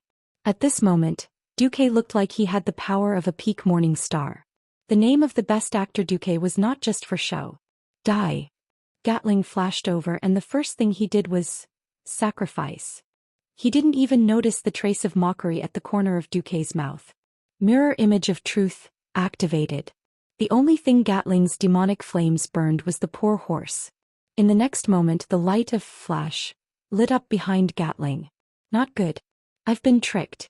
The elemental undulations that suddenly erupted from Duque didn't seem like that of a weak morning star wizard. This was clearly a radiant moon who was at the same level as Gatling. And not just any ordinary radiant moon, but one that was about to step into Breaking Dawn, a half-step Breaking Dawn wizard. Gatling's intestines turned green with regret. Why had he courted death? He'd actually been so hot-headed as to personally deal with someone else's trump card. Those who could charge alone were either idiots who only had courage left in their minds, or people with shocking strength. Evidently the other party was the latter. Without any hesitation, Gatling flashed as well. Who knew that a scene that scared Gatling out of his wits would appear? A radiant moon wizard could flash more than 100 meters away. Gatling could jump more than 200 meters with his full strength. With a radius of 200 meters, this was an extremely large range. He never expected that at the spot he'd set up, the same radiance of flash would light up almost at the same time. That's right. Duque's vengeful spirit had caught up. This is impossible. Gatling cried out in alarm. It was impossible for other mages to do so. Sensing such minute magical undulations from a warlock who was a wizard and used the power of darkness in the canopy of necromancy that was filled with the aura of death? This is impossible. As if to confirm his thoughts, Gatling once again activated flash, and then let out another cry of despair. The combination of Duque and the system elf made the impossible possible. In Duque's retina, coupled with the holographic image in his mind that had been scanned and marked by the system, Duque could clearly see every magical undulation that belonged to Dean Gatling in the surrounding space. This final boss of Scholomance, one of Kel'Thuzad's left and right arms, was just a dancing clown in the palm of Duque's eyes. Die. Bigby threw out a series of demonic punches. This cursing sect boss, who had yet to completely abandon his human body, was actually beaten to death by Duque amidst thousands of troops in front of countless beings. Chapter 736. Who asked you to play with curses and sneak attacks? Suddenly, with a Bigby's flying slap, Ganding's chest collapsed. Who asked you to be a dog of the dead instead of a living person? With another Bigby's Vajra fist, Ganding's face was crooked. Who asked you to occupy my woman's home and play disco dance on her grave? With another Bigby's shattering palm, Ganding's tortoise head was directly smashed into his chest. As the saying went, only Pharaoh understood Pharaoh the best. The sorcerer who had turned into a sorcerer had as many control skills as the stars in the sky. Flash, icicle, ring of ice, sheep transformation, fear. However, when Duque attacked so quickly that Ganding couldn't use any control skills, the fastest way to break his mage shield was not elemental attacks, but the most violent physical damage. The most ruthless part of the Bigby's Pig Hand series, oh no, the Magic Fist series, was that it turned elemental damage into physical damage. This directly killed Ganding, who had set his mage shield to anti-elemental damage early on. If Ganding knew that the person in front of him was Duque, the most active hero of the Alliance in the Battle of the Dark Portal more than 10 years ago, he would never have rashly come to kill him. However, Duque had been missing for 10 years.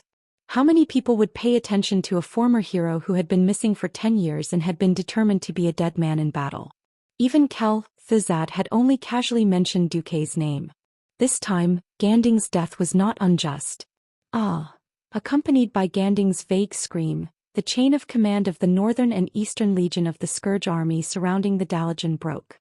No matter what era in any form of army, killing a commander was a very taboo thing. The Scourge Army was terrifying and the low-level undead were not afraid of death, but they also lacked wisdom and needed a commander. As the middle-level commander of the Scourge Army, the Lich and the Death Knight did not appear out of thin air. It was not like finding a farmer and killing him could turn him into a Lich. It wasn't like finding a soldier and using dark magic to transform him into a Death Knight. The strength of an Undying was directly proportional to the strength of his soul when he was alive.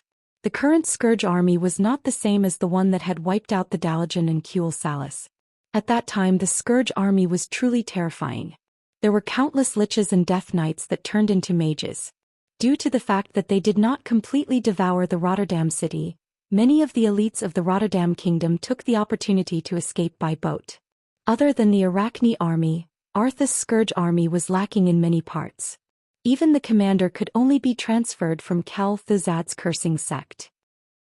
Dark Dean Gardine was killed by Duque, and there was suddenly a lack of a big shot who could really unify the opinions of the Liches. The Doomsday Army was obviously in chaos. They had lost Gadon and could not contact Arthas. At this moment, Arthas was surrounded by a few Horde heroes. Some led the Undying under their command to continue attacking. Some wanted to change the main direction of the army and counterattack the Scarlet Cross Army, and some chose to retreat into Lake Lordamir after not receiving any new orders. One could imagine the chaos of the Scourge Army. From the dead Dark Dean Gardine, Duque took the Dean's staff, which was known as one of the 7 weapons of the past. It was a staff with a goat-horned demon skull at the top, and a few layers of bone spikes at the top and tail of the staff. It was quite an evil-looking staff. The biggest feature of this staff was enlightenment. After the effect was activated, it could increase the intelligence of all allies within the range of the halo. Its significance was that it could allow magic apprentices to safely use the temporarily increased intelligence to experience higher-level magic when their own intelligence was not up to the standard. If Duque wanted to recruit disciples in the future, the Dean's staff was indeed a good thing. Of course, the skull was too much of an eyesore. Well, it was just like when I played games with Duque, a certain bastard warrior named Recruit would go around using the Dean's staff to increase the intelligence of other mages. Duque usually did not have a use for this staff. That little bit of intelligence was nothing to Duque. After throwing the Dean's staff into the storage pouch given to him by Wuxia, Duque stood with his hands behind his back. In less than a minute, the Scarlet Cross Army's cavalry had already rushed past him. Like the legendary miracle of a sword splitting the sea, the blood-red torrent rushed to Duque's side and consciously parted to the left and right. Long live Lord Marcus. We salute you, the great hero of the Alliance. As they rushed past, some knights did not forget to greet Duque. Duque had never been a knight, let alone a holy knight. But now, many knights in the army had grown up listening to the deified deeds of Duque. Many people had wondered if there really was such a powerful pharaoh who could change the situation of a battle by himself. Today, with their own eyes, they witnessed the return of this legendary figure who was like a myth. They only had one thought in their minds. His reputation was well-deserved. As a mage, he led the charge. 1 man and 1 horse, yet an army of 10,000 could not stop him. He seemed weak, yet he took the head of the enemy's general as easily as taking something out of his pocket. Fortunately, Duque did not single-mindedly continue to kill. Otherwise, the 80,000 elite soldiers would have come to do nothing, and the Scarlet Cross Army would have lost all face. Kill. Smash these broken bones. After Duque used the last of his magic power to shoot down the few gargoyles in the sky, the blood-red tide easily divided, destroyed and crushed the scattered undead army. After an unknown amount of time, the Scarlet Cross Army finally met up with the Dalajan army that had rushed out of the city. Where's Duque? Riding on a spotless white horse, using the ice element to repel all impurities, Antonida's appearance was getting more and more flashy. Escorted by a group of high-ranked mages and knights, Antonidas eagerly rushed to see Duque. On a small hill, Duque welcomed Antonidas with a Bendis on his left and Mograine on his right.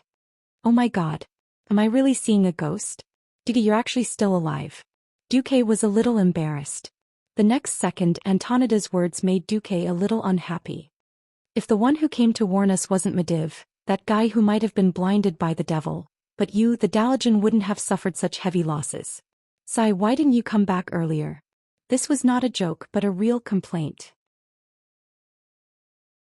Chapter 737. Why did people often say that he was senile?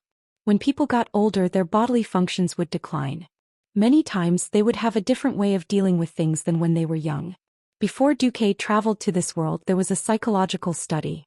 If a person did not try something that he thought was terrible before the age of 30, there was a 90% chance that he would not try it again after the age of 30. For example, bungee jumping. The Antonidas who appeared in front of Duque looked even older. Wrinkles crawled up every corner of his face.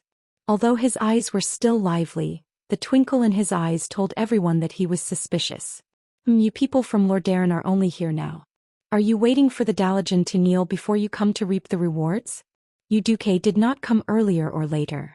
Arthas killed his father here and you're already here? Seeing Antonida's gaze, Duque's heart skipped a beat. There were not many decades in one's life. 10 years might pass in a flash in the eyes of young people, but in the eyes of old people, it was extremely long.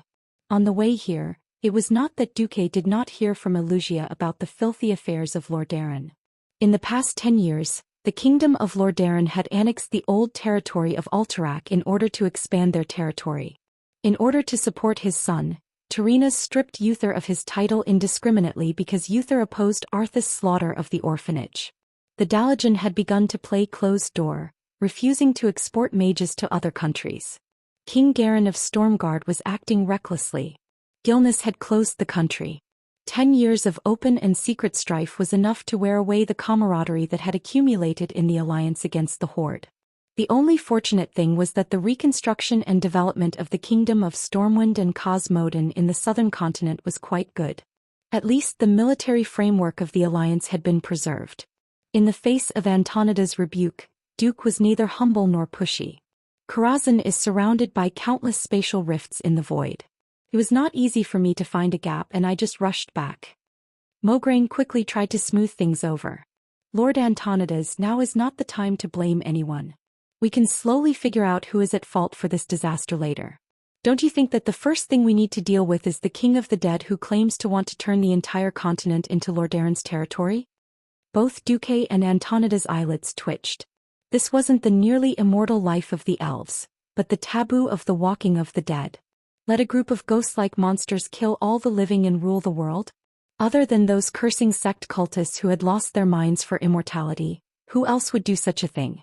In the face of the larger conflict of life and death, the dirty matters between countries could only be regarded as small conflicts. Like pebbles on the roadside, they could only be thrown aside. Antonidas narrowed his eyes, wrinkles appearing at the corners of his eyes. He pursed his lips. Are we going to join forces with those green-skinned monsters? Apart from the pitiful youths who hadn't experienced the first or second battle of the Dark Portal, no one in the Alliance would have a good impression of the Beastmen. Cooperate? If we can't defeat Arthas, that scum who killed his own father, then I will consider it. Antonidas was about to say something, but Duque's next words made him lose his temper. At least the Beastmen are living people, aren't they? Do you want to see the Beastmen get killed by the Scourge and turn into stronger zombies to attack the Dalajan? Everyone smiled bitterly. The undead calamity hadn't been around for long. As the frontline commanders, they had figured out the pattern. Those who were strong in life would be strong after death. If the zombies that the civilians turned into after death were trash, then the Beastmen zombies had at least 50 combat power. If Arthas slaughtered all the Beastmen now, it would be bad. The leaders of the Alliance looked at each other and immediately came to a consensus. Just as the bugler was about to blow the horn, Duque said, "After that, use this horn and blow this." Duque magically took out a giant horn that was obviously Beastman style. Woo woo woo. At first the Alliance had no problem with it. However, the Alliance immediately realized that something was wrong. This seemed to be the Beastman's horn. Everyone looked at the bugler on the hill who was blowing the giant Beastman horn. They really didn't know what the Alliance leaders were doing. Stop looking. The commander of this battle is Duke Marcus. Do you think you can understand Lord Marcus's plan? The middle-level commanders scolded the soldiers below. On the central battlefield a few kilometers away, the four Horde heroes were engaged in a fierce battle with Arthas. Thrall, Rexer, Grom and Orgrim. These four Horde heroes were definitely fierce people who could fight against 1,000 men. The four of them ganged up on Arthas. They thought that they could take him down no matter what. The Death Knights first appeared in the Horde. As a monster created by Ghoul, Dan, Orgrim was still a little wary. He knew about the skills of the Death Knights. However, as the most powerful Death Knight under the command of Lich King Nizul, Arthas with Frostmourne was far more powerful than Orgrim had imagined. Corpse manipulation made the surrounding Beastman warriors attack the four Horde heroes instead. Evil Aura increased the movement speed and attack speed of nearby undead allies. The most disgusting was Death Coil. Many times Arthas' armor had already been smashed and even his body had been injured. With an extreme Death Coil, a besieging Beastman would immediately fall. At first Orgrim thought that these were just spells. He even had a few newly trained shamans try to interrupt Arthas with all kinds of shock. Later he sadly found out that it was a suicide mission. On the battlefield full of corpses and the living, Arthas was simply invincible. Of course the most terrifying thing was the Frostmourne, that emitted a strange and terrifying aura. Orgrim saw with his own eyes that a shaman who was killed by this magic sword turned into a zombie. Even his soul was sucked into this evil rune magic sword, unable to reincarnate. At first Orgrim and Grom could suppress Arthas with their superb martial arts. Who knew that this former prince of Lordaeron was also a true martial arts genius? After a dozen rounds, they were evenly matched with Orgrim and Grom. After 50 rounds, if it wasn't for Thrall's sudden attacks and Rexer's occasional battle pets to block Arthas' killer moves, at least one of Grom or Orgrim would have been defeated. This can't go on. Just when the four Horde heroes were in a difficult situation, they suddenly heard a strange horn sound that belonged to the Horde. Chapter 738. The horn of the Horde was very special. Of course, ordinary humans wouldn't be able to remember the cadence and rise and fall of the horn. Duque had never been an ordinary person. As long as they systematically intercepted the name of the Horde and compared it with the actions of the Horde, it would be easy to analyze it. After all, the grammar of the Orc language wasn't too different from the grammar of the common language. Generally speaking, it was still a subject-predicate-object structure. Once they understood this, they would understand. The horn that came from the Human Alliance translated into Orc language. We will attack the enemy from the north, please cooperate. No. This isn't our horn. Orgrim was the first to realize. Whose? Before Thrall could ask, a trumpeter nearby already asked, which tribe are you from? The other side was silent for a few seconds before the sound of a bugle horn was heard. Then Orgrim's side was silent for a few seconds. For a moment, Orgrim almost wanted to turn around and run at all costs. Wasn't this a trap? Thrall was stunned for a moment and almost got hit by Arthas. He rolled on the ground awkwardly to avoid Frostmourne's horizontal slash. It wasn't just the four Horde heroes. The entire Orc army was in an uproar. It was a note that hadn't been played by a trumpeter for more than 10 years. This note only meant one thing. It was a name that was almost forgotten. No old Orc wanted to mention it, but they had to remember it. Duke Marcus. The general meaning of the horn was, I'm Duque. Do you need help? If not, I'll leave. On the Horde side, those who only had muscles left in their heads and were always saying, don't be a coward, just do it. Their graves were already 3 feet high. Those who could survive more than 10 years of hiding were not idiots. Not to mention these big Orc bosses. Orgrim and Rexer were captured in the Battle of Scorching Canyon, and it took them many years to escape. Grom was chased by the Windrunner sisters in Tirisful Glades for many years. At first it was the eldest and second sisters, and then Sylvanas chased him for a long time. Although Sal had changed places, he had been a slave gladiator for a long time. The unusual movements of the human army, the heavy weapons that were left behind in the military camp, the sudden attack of the Calamity army, the ridiculously powerful leader of the Death Knights, and finally Duque, who had revealed his identity. If they still didn't know that this was all Duque's plan, then Orgrim and the others would have wasted their lives. It's that demon Duque? Grom used blood howl to block Arthes's attack head-on as he cursed, "How dare he say that he's joining forces with us? He's the only one who can be so shameless." Orgrim gritted his teeth as he gave Arthes another blow with his hammer. His mouth was filled with bitterness. "What do we do?" Sal shouted. What to do? What else could he do? Even if they knew that it was Duque, that bastard who dug a hole for them, the whole tribe would still be in trouble. What else could they do? Could he still beg for mercy from that inhumane dead face? Arthes couldn't wait to turn them all into corpses. The tribe could have a backbone and not let Duque come over.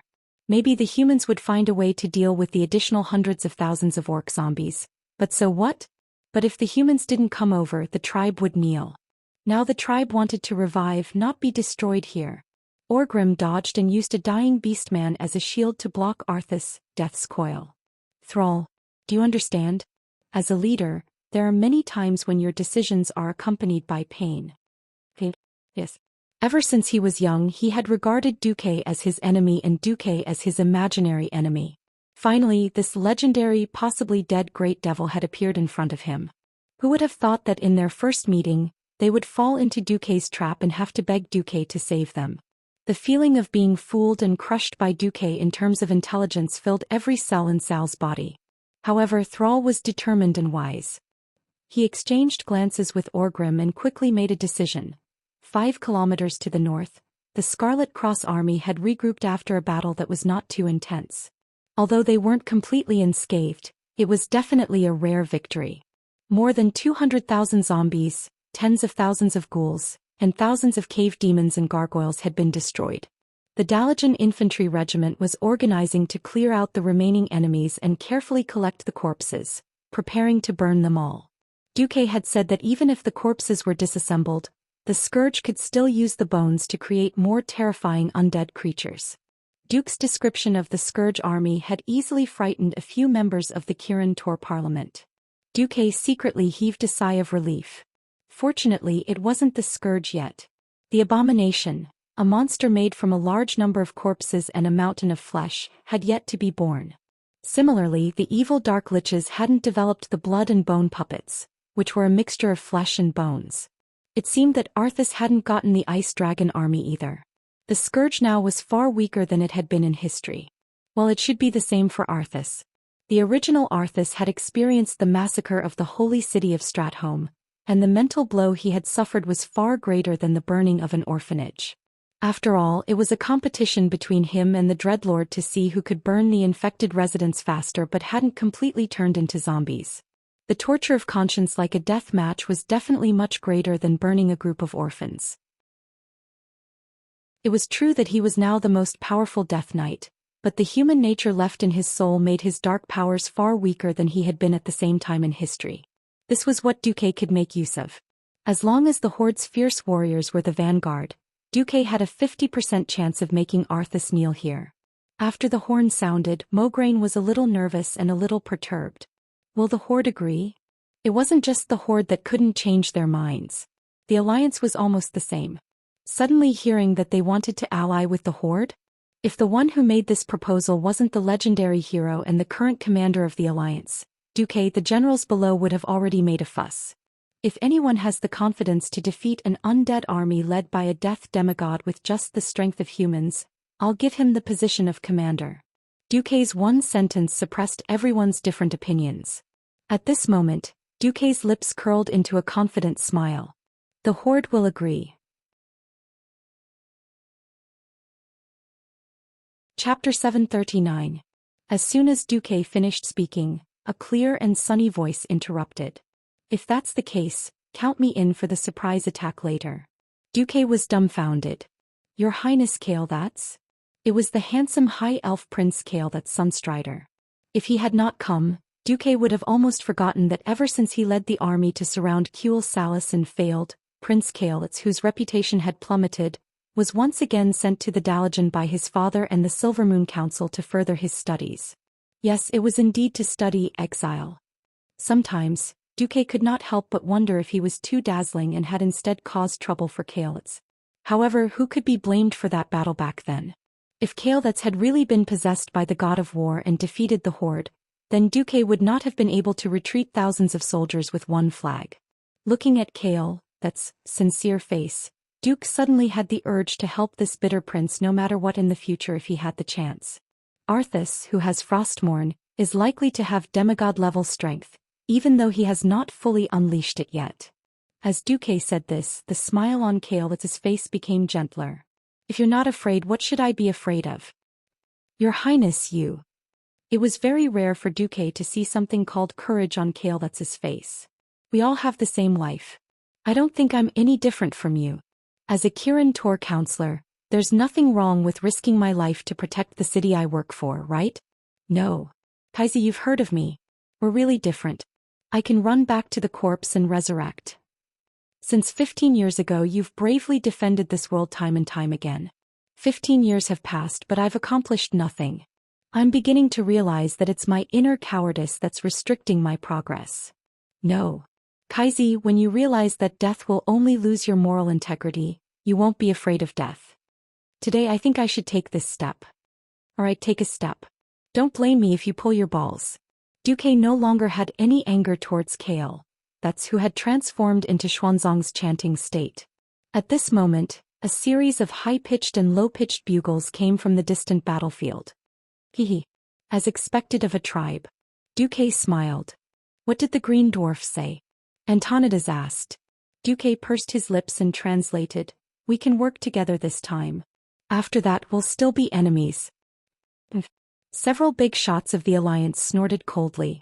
Their faces were filled with a strange expression that said, Beastmen are so unreasonable. Duque didn't dare to speak. At the end of the day he was the one who had dug the pit for the orcs to jump into. Although the alliance and the horde had been enemies for generations, the orcs had indeed reached their limit as they wanted to cooperate with each other. Duque was also worried. He had been given such a bad hand as soon as he returned. If he had the elites of the watchtower, would he still need to make use of the orcs? First the orcs were overturned and then Arthas' doomsday army was flattened. The most troublesome thing was that the best holy knights weren't by his side. What could Duque do? We can act later, Antonidas said in a low voice. Duque glanced at the breaking dawn mage and sighed in his heart. Old man Antonidas is old, stubborn and corrupted. If they acted later they could weaken the orcs, but in a sense they would also be watching the orcs and the doomsday army fight to the death. However, this was too short-sighted. At this point in time before Archimonde, the big shot of the Burning Legion arrived. Arthas, as the strongest Death Knight, was the biggest threat. To a certain extent the alliance would benefit from an internecine outcome. It would be very difficult to trick the horde into joining them. Duque didn't know if he could stop Archimonde's arrival. If he failed it would obviously affect the upcoming Battle of Mount Hyjal. That would be the first time the alliance, the horde and the night elves worked together. So after hearing Antonidas' suggestion, Duque shook his head. No. Compared to the horde who has lost the courage to fight us, Arthas is the biggest threat. If we let the horde go it's just another battle. The alliance will have an 80% chance of winning. However, if we let the doomsday army go, the entire Rotterdam will not see a single living person for 3 months. Duque's description of the future was a little exaggerated. However, the snowballing ability of the doomsday army to turn people into zombies was undoubtedly very shocking. Antonidas was silent. Woo woo woo, the alliance's marching horn sounded. This time there were no reckless cavalry charges. Instead, the heavy infantry with big shields was in front, the spear team was in the third row, the javelin team and the archer team were in the middle, and the cavalry was in the 2 wings. It was a standard Rotterdam army formation. At the back were the Dalajan mages and their guards. The infantry and cavalry trotted all the way in a perfect and oppressive formation, pushing straight towards the back of Arthas's doomsday army. Don't be afraid. Don't hesitate. The holy light shines on us. Those monsters are no longer our family. They're evil undead. Blow up their heads and chop off their claws. Don't stop until their heads are smashed into smashed watermelons. Even if these monsters bite you, they might turn you into monsters like them. The wounded should retreat immediately and request for the priest's holy light treatment. If there are no priests or paladins around when you lose all feeling in your limbs, you have to break them immediately before the numbness spreads to your body. Otherwise you'll become a damned living dead. Bring the holy water with you. It will save your life at the critical moment. The Alliance's lieutenants kept shouting, reminding the soldiers of various things to take note of. Those were originally the experiences that the Silver Dawn and the Scarlet Crusade had gained from decades of extremely tragic and cruel wars in history. They were distributed by Duque in advance. No one knew how Duque got those experiences. However, just like the veterans who had become officers, they believed in Duque unconditionally during the World War II at the Dark Portal. Now they still firmly believed in him. It was different from the orcs' wild way of killing their enemies. The orcs killed 10,000 of their enemies and lost 3,000 of their own. Then these 3,000 would turn into zombies to find trouble with their own people. The Alliance's destruction of the Doomsday Army could be said to be quite thorough. Most of the zombies and ghouls that pounced on them were first baptized by the mages' firewall spell, and then by the arrows and javelins before they could reach the front of the formation. When the sparse undead pounced on them, the third and fourth rows of spearmen would often accurately pierce the heads of these undead that were charging straight at them. If there were any that slipped through the net, a sword and shield soldier would first hold them off. Then several spears would directly stab the zombies into specimens. Finally, the sword and shield soldier would use short swords to chop the zombies into parts. Chapter 740. At first, the orcs were very dissatisfied when they saw how slowly the humans were advancing. Even though the chiefs announced that the humans were temporary allies, the orcs still despised the humans. They felt that the humans were only doing their job. Soon the orcs began to change their opinion. If the orcs' battle line was an unstable blender with zombies often breaking through the defense line, then the humans' battle formation was the most terrifying shredder. Tens of thousands of scourge soldiers pounced on the humans' battle formation. It looked like a raging wave crashing onto the shore, but it was useless. The most threatening gargoyles were destroyed by Duque and several other archmages before they could even dive over. The gargoyles were directly smashed into stone pieces in midair and fell to the ground. The second biggest threat was the cave-dweller demons. These demons threw small poisonous spiders as long-range attacks, causing a lot of trouble for the Alliance army. But that was only the extent of trouble. The cave-dweller demons' huge bodies made them easy targets for the human archmages and archers. Usually 8 to 10 fireballs would hit them, and even the strongest cave-dweller demons would be smashed into pieces. Arthas' army of the undead was disappearing at a speed visible to the naked eye. The entire huge black battle formation was smashed into pieces from the north and south. This is impossible. Through the soul connection, Arthas also sensed the decline of his army. He suddenly turned around and saw the imposing Scarlet Cross army. It was like the rising sun driving away the darkness. That fiery red light almost dazzled his pale and handsome dead face. Ras Frostwhisper, hold the north side. Sensing the death of the Dark Dean, Ras Frostwhisper already knew that the Alliance army was not to be trifled with. Unfortunately, as the substitute of the Lich King, Arthas' status and will were absolute. Lich King Nazul, who had become a pure soul and was sealed in a block of ice, would certainly not allow Ras Frostwhisper to be a scapegoat for such a small matter. The bitter Reese could only lead his warlock brothers and the low-level Lich to command a large number of low-level undead to go up against them. That's a Bendis. Duque pointed at Ras Frostwhisper. Even if Kale, that was a noble prince, since he had entered the Alliance's ranks, he was Duque's subordinate. With a flick of Duque's finger, Kales, who had a few arcane fireballs hovering above his head, immediately flashed out to meet Ras Frostwhisper. As an immortal, he had an instinctive aversion to fire.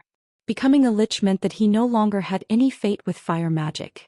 Compared to Kale, that's who was like a miniature sun, Ras Frostwhisper represented endless winter.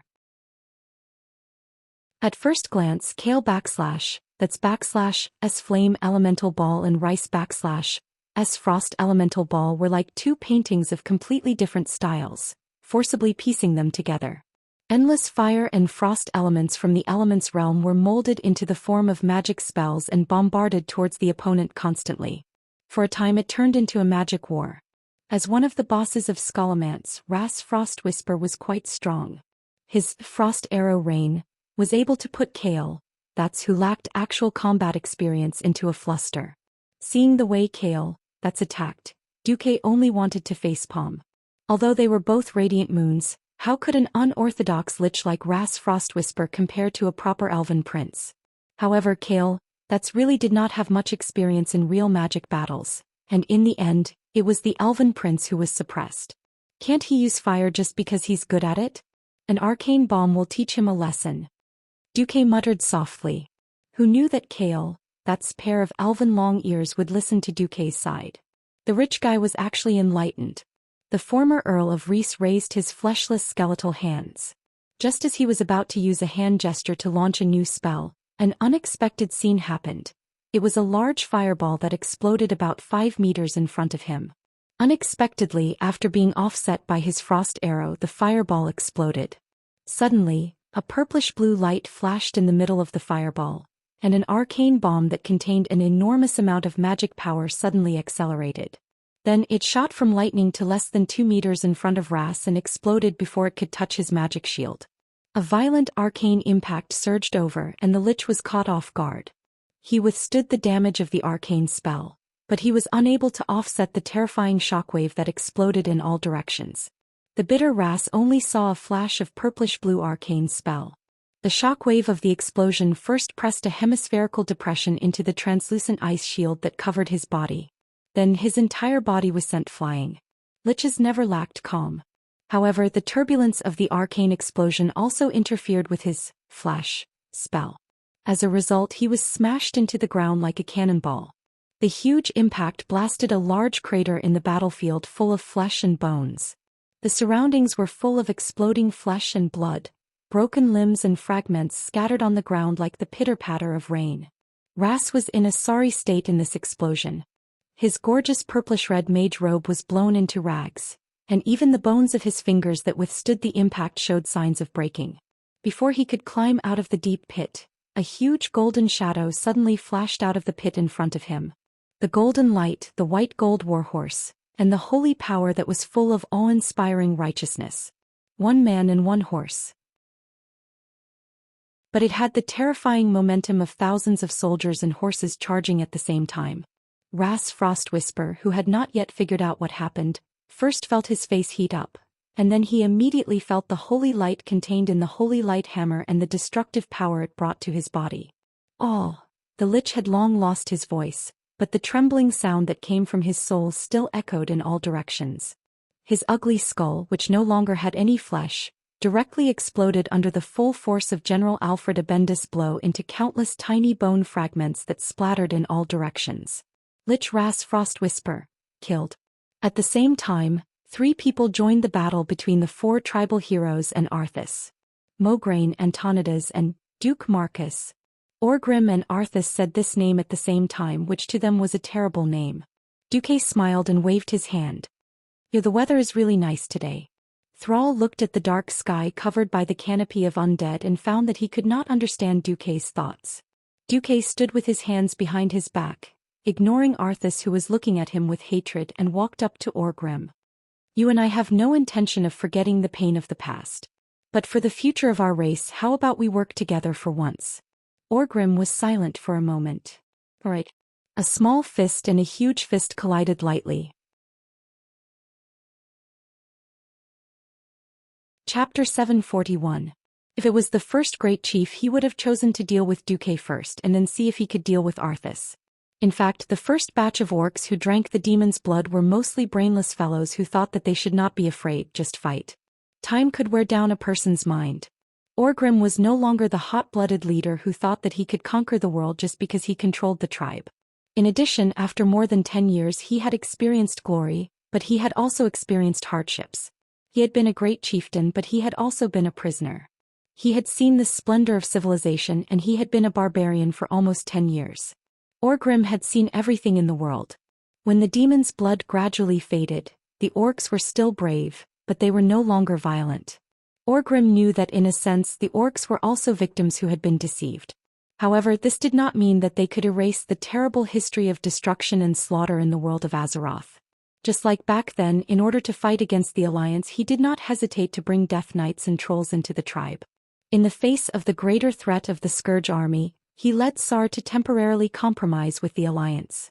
The only thing that Orgrim was glad about was that the person he reached this temporary agreement with was Duke Marcus, the enemy he hated the most in the past. The person he hated the most was also the person he understood the most.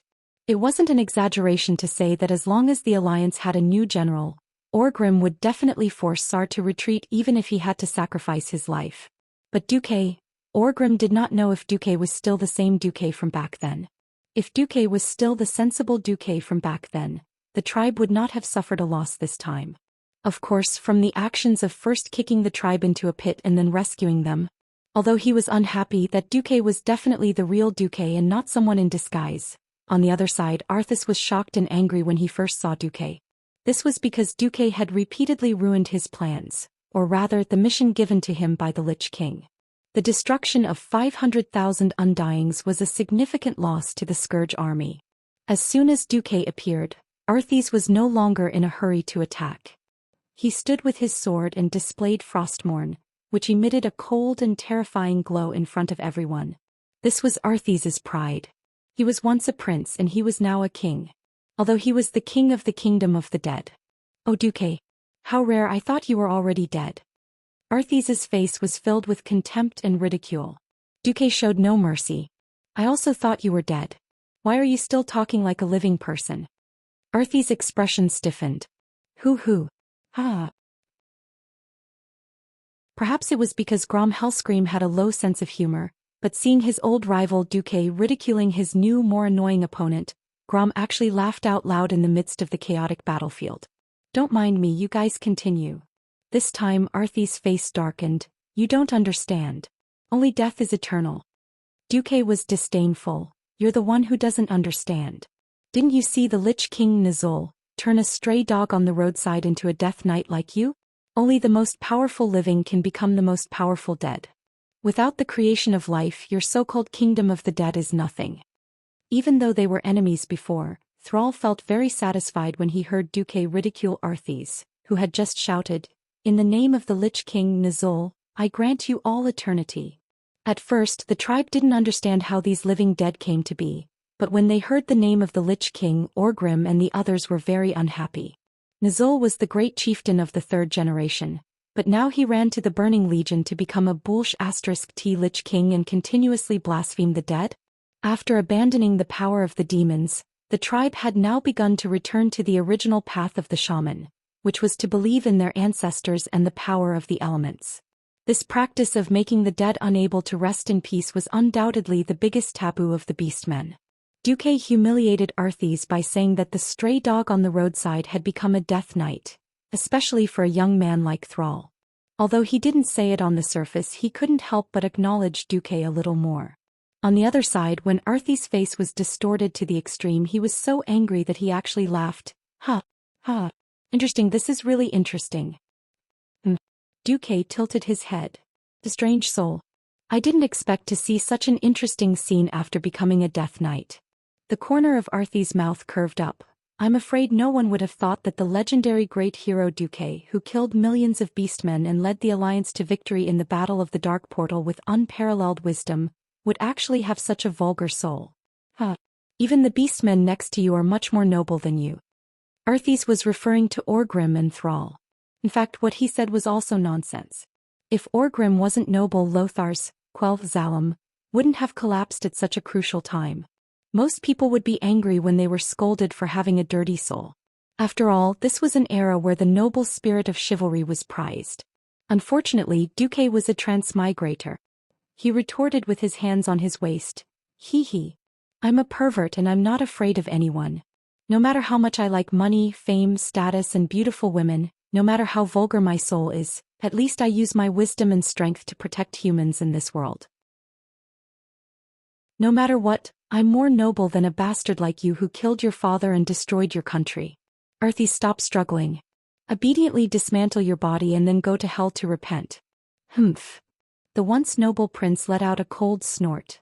When Frostmourne enters your body and subdues your soul, I will be very interested in making you my assistant. Your wisdom can help His Majesty the Lich King better rule this world. Duque facepalmed. This child is hopeless. Alright, for Kalia's sake. After I kill you, I will properly burn your body and let you rest in peace. Sister Kalia is still alive? Arthas's eyebrows jumped. Yes. After you killed your father, Kalia had to just announce that she was the queen of Lordaeron. Duque took a step forward. Unknowingly, his aura became shocking. Why did he have to argue with Earthies? It was very simple. Only Earthies, whose soul had fallen to the extreme, could truly unleash the power of Frostmourne. On the other hand, Earthies who had a crack in his soul would have his strength greatly reduced. First he used the Horde to deplete the Scourge army, then with the Alliance army, and finally Kalia was Duque's real trump card. Chapter 742. If possible, Duque didn't want to use such a despicable method. It was a tragedy that Arthas had fallen from a great prince to a death knight, but unfortunately Duque, who had been blasted into the void, couldn't stop him in time. However, just because he made a mistake once didn't mean he could make a mistake again. Arthas was already dead, walking further and further down the path of evil. If this continued, it was only a matter of time before he became the second Lich King. If they didn't stop Earthies, then the tragedy of history would repeat itself. He thought about the eastern and western plague lands that occupied 1/3 of the Rotterdam continent in the future. That place was a vast and boundless land of despair that spanned thousands of miles. The earth was corroded and the plants were withering and mutating. The ground was filled with terrifying undead creatures and infected mutated animals. Duque could still remember the deers that were covered in abscesses wailing in despair, and the squirrels that had turned into hideous monsters. Perhaps it could be said that the mastermind behind the spread of all this was the crazy Kal Thazad, the Lich King Nazul, who was tamed by Kil Jaden. However, without Arthas, the main culprit carrying the flag, the Scourge army would not be able to do this. In the original history, after the destruction of the Rotterdam city, many resistance organizations emerged in the territory of the Rotterdam kingdom. In addition to the Silver Hand Knights, which was disbanded by Arthas before he fell, and the most famous Scarlet Crusade and Silver Dawn, there were actually many other organizations. For example, the Northern Army of Lordaeron, which was later led by Marshal Garithus, and the Andoril Garrison Army, Darrowshire Garrison Army, Hearth Valley Garrison Army, and other local armies of Lordaeron. There were also various civil resistance organizations. These organizations had effectively restrained or hindered the advance of the Scourge. However, when King Dylan led his fleet to rescue the people of Lordaeron, he was shocked to discover that the entire land of Lordaeron was filled with undead. Why? It was because most of the rebel groups had been destroyed. The Scarlet Crusade was being toyed with by the Dreadlord. The rebel armies were destroyed one after another. Earthies alone had killed his teacher, Uther, and one of the 5 Silver Sages, Gavin Rad, back in the original timeline. In total, there are the leader of Lordaeron's Scourge Resistance Organization, the Justice Guard, Marcus Halak, the leader of the Circle of Holy Light, the Lordaeron Calamity Resistance Organization, the leader of the Ultimate Force of the Lordaeron Cataclysm Resistance Organization, Daglan. That was just within the borders of Lordaeron. Other than Lordaeron, Arthas, who was unstoppable by anyone, led the Calamity Army to sweep across the entire Lordaeron continent. Many important figures died under Frostmourne sword. Dalajan Kirin Tor Antonidas, Elf Ranger General Sylvanas, Sun King Anastrian. More than 10 million people had died directly or indirectly at Arthas' hands. Now that the apocalyptic drama of the Scourge army had begun, the avalanche effect had begun. The easiest way to prevent the greatest tragedy in the history of Azeroth was to kill Arthas. This was definitely not easy. Duque did not have the strength to destroy a planet in one move or the strength to destroy a universe in 2 moves. All he could do was gamble everything he had as a transmigrator.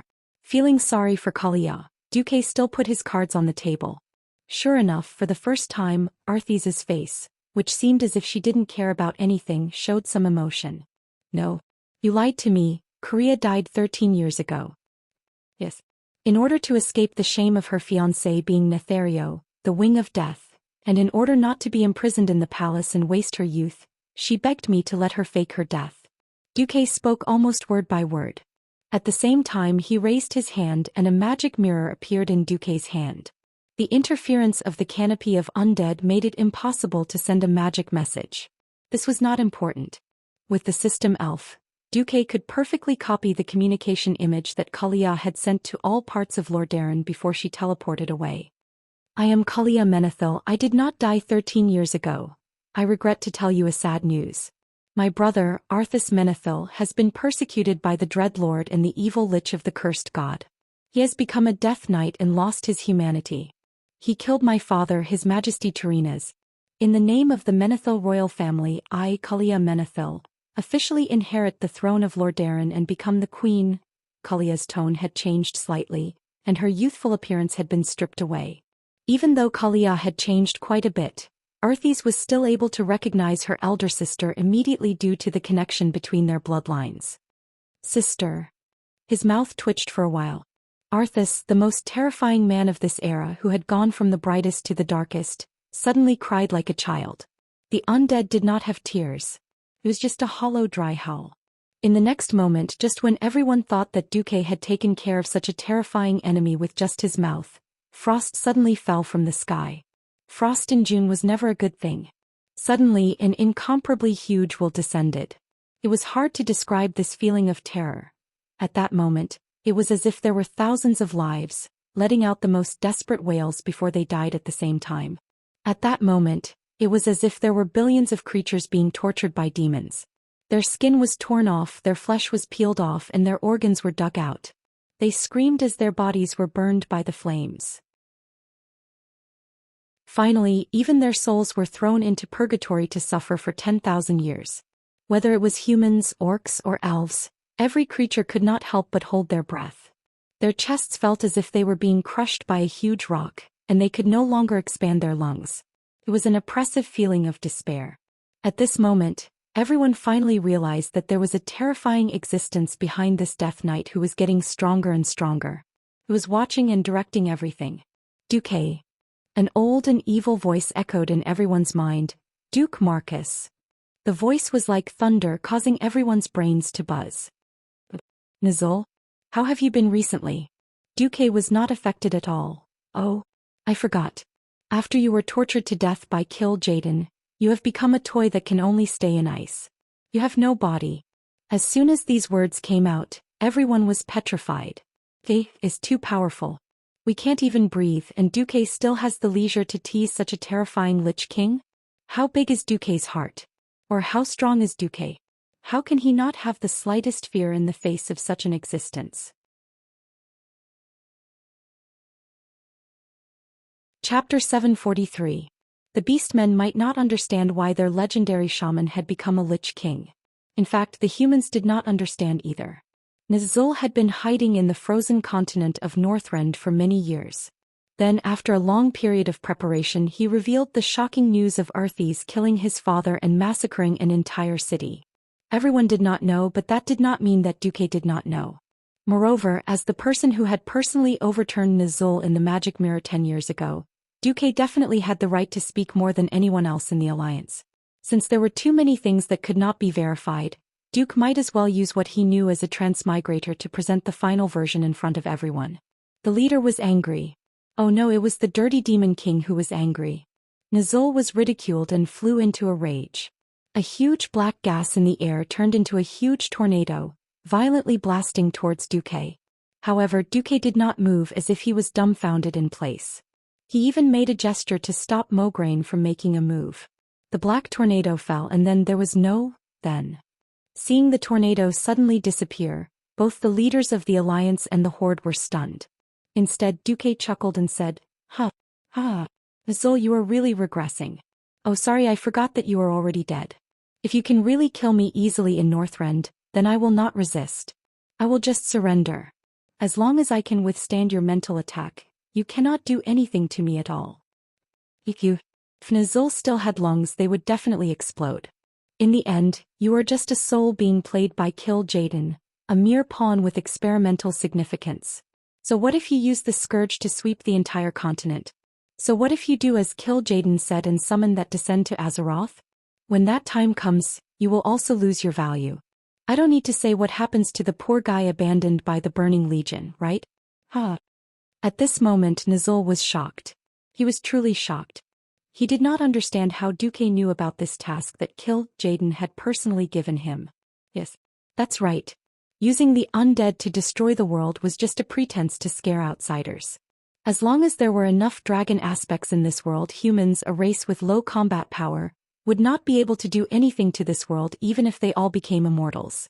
Kil'jaeden's real purpose was naturally for Nizul to find a way to open a portal and summon the other commander of the Burning Legion, Archimonde, to the world of Azeroth.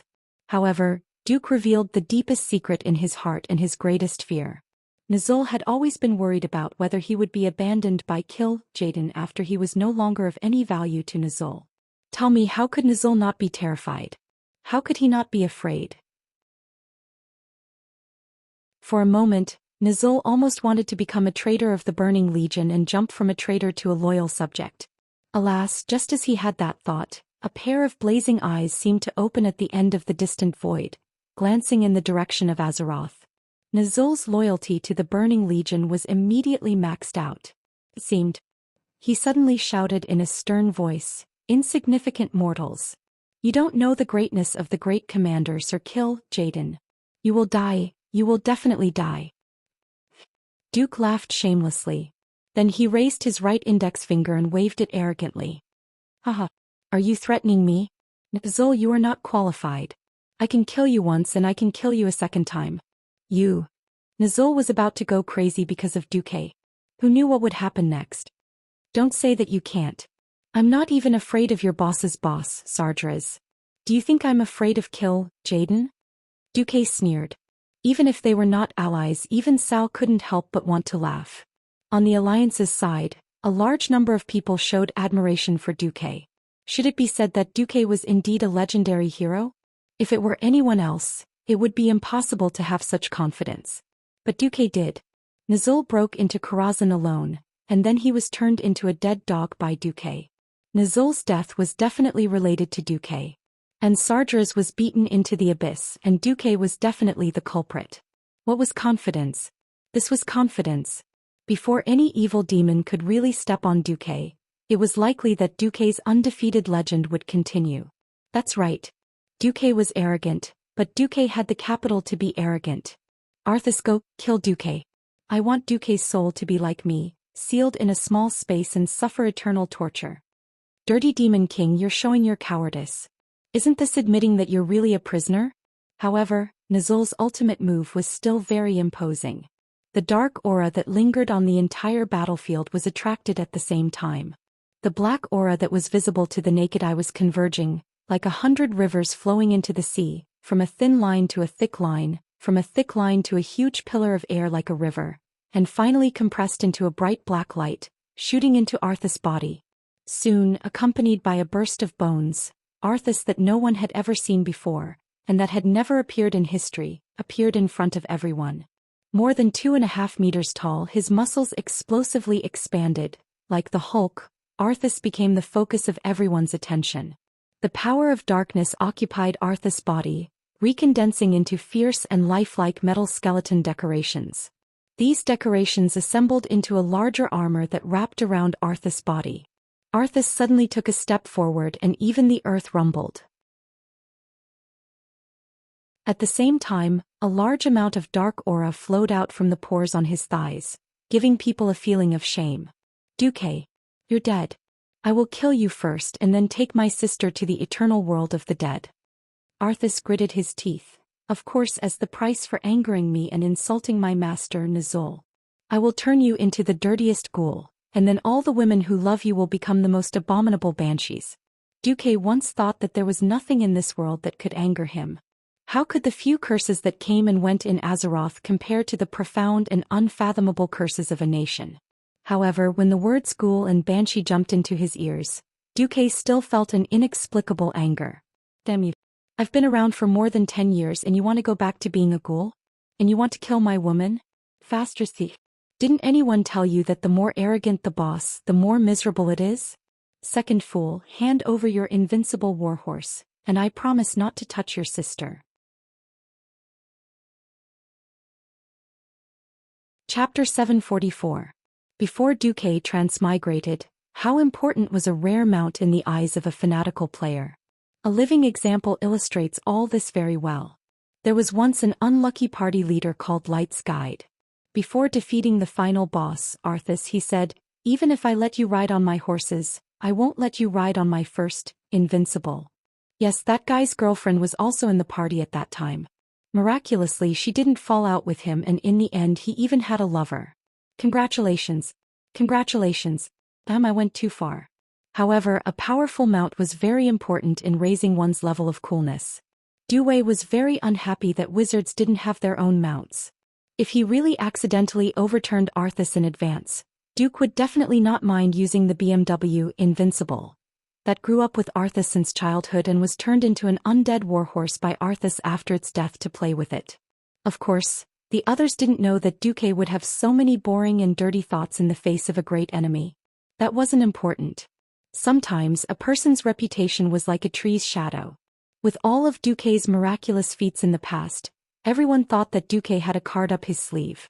Grom. Duke spoke in standard orc language. Grom Hellscream bared his fangs. A human, an enemy of the orcs, could speak orc language so fluently. Grom couldn't get used to it no matter what. I heard that the Hellscream family is the best at killing Gorons. What about this mini Goron? Duke curled his lips and sneered at Arthas. Goron? He's only an ogre. He's not qualified to be a Goron. Grom exhaled and raised his famous blood howl, striding forward. Wait. Thrall wanted to warn Grom but found that Orgrim had stopped him. No matter how he thought about it, in this dangerous temporary alliance, the first to attack the enemy would be at a disadvantage. No. Thrall. Orgrim spoke in the ancient orc shaman language. Even though it wasn't fluent, Thrall could understand it and Duke probably didn't. Duke may be a bastard, but he's a capable man. Didn't you notice that Duke was the first to make his move? He just spouted a bunch of nonsense. No, if you look closely, Arthas might seem very strong now, but in reality he's not even as strong as he was before. Sal's heroic rectangular face froze and then he understood. That's right. In terms of pure strength alone, Arthas was extremely terrifying. He was already so terrifying that people wouldn't be able to stand steadily in front of him. However, Duke's words had clearly shaken Arthas' will and soul. Orgrim was right, Arthas was even more terrifying. Although Arthas wasn't as powerful as she was now, she still had the potential to grow infinitely. Why were the four of them able to hold on for so long in the face of a monster wielding a super demonic sword? Even if they didn't want to admit it, they had to admit that Arthas was using them as sparring partners. In the beginning, let alone the four Horde heroes, even a few Kiliarchs could hurt Arthas.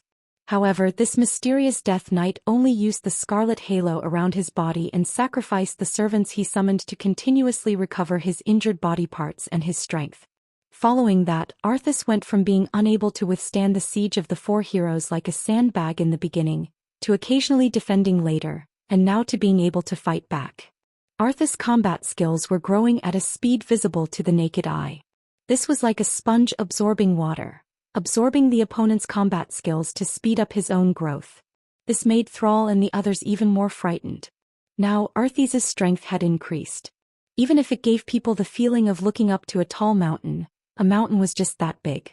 If there were enough people, there was still hope of flattening the entire mountain. Sal didn't know why he could do this when he mentioned Kalia. In any case, Duke displayed an unconventional method that really opened the young Sal's eyes. The Horde's most valiant warrior, Grom Hellscream, was the first to rush forward. It was a beautiful jump slash as always. The crouch that shook the earth, the jump path that defied common sense, was still shocking no matter how many times one saw it.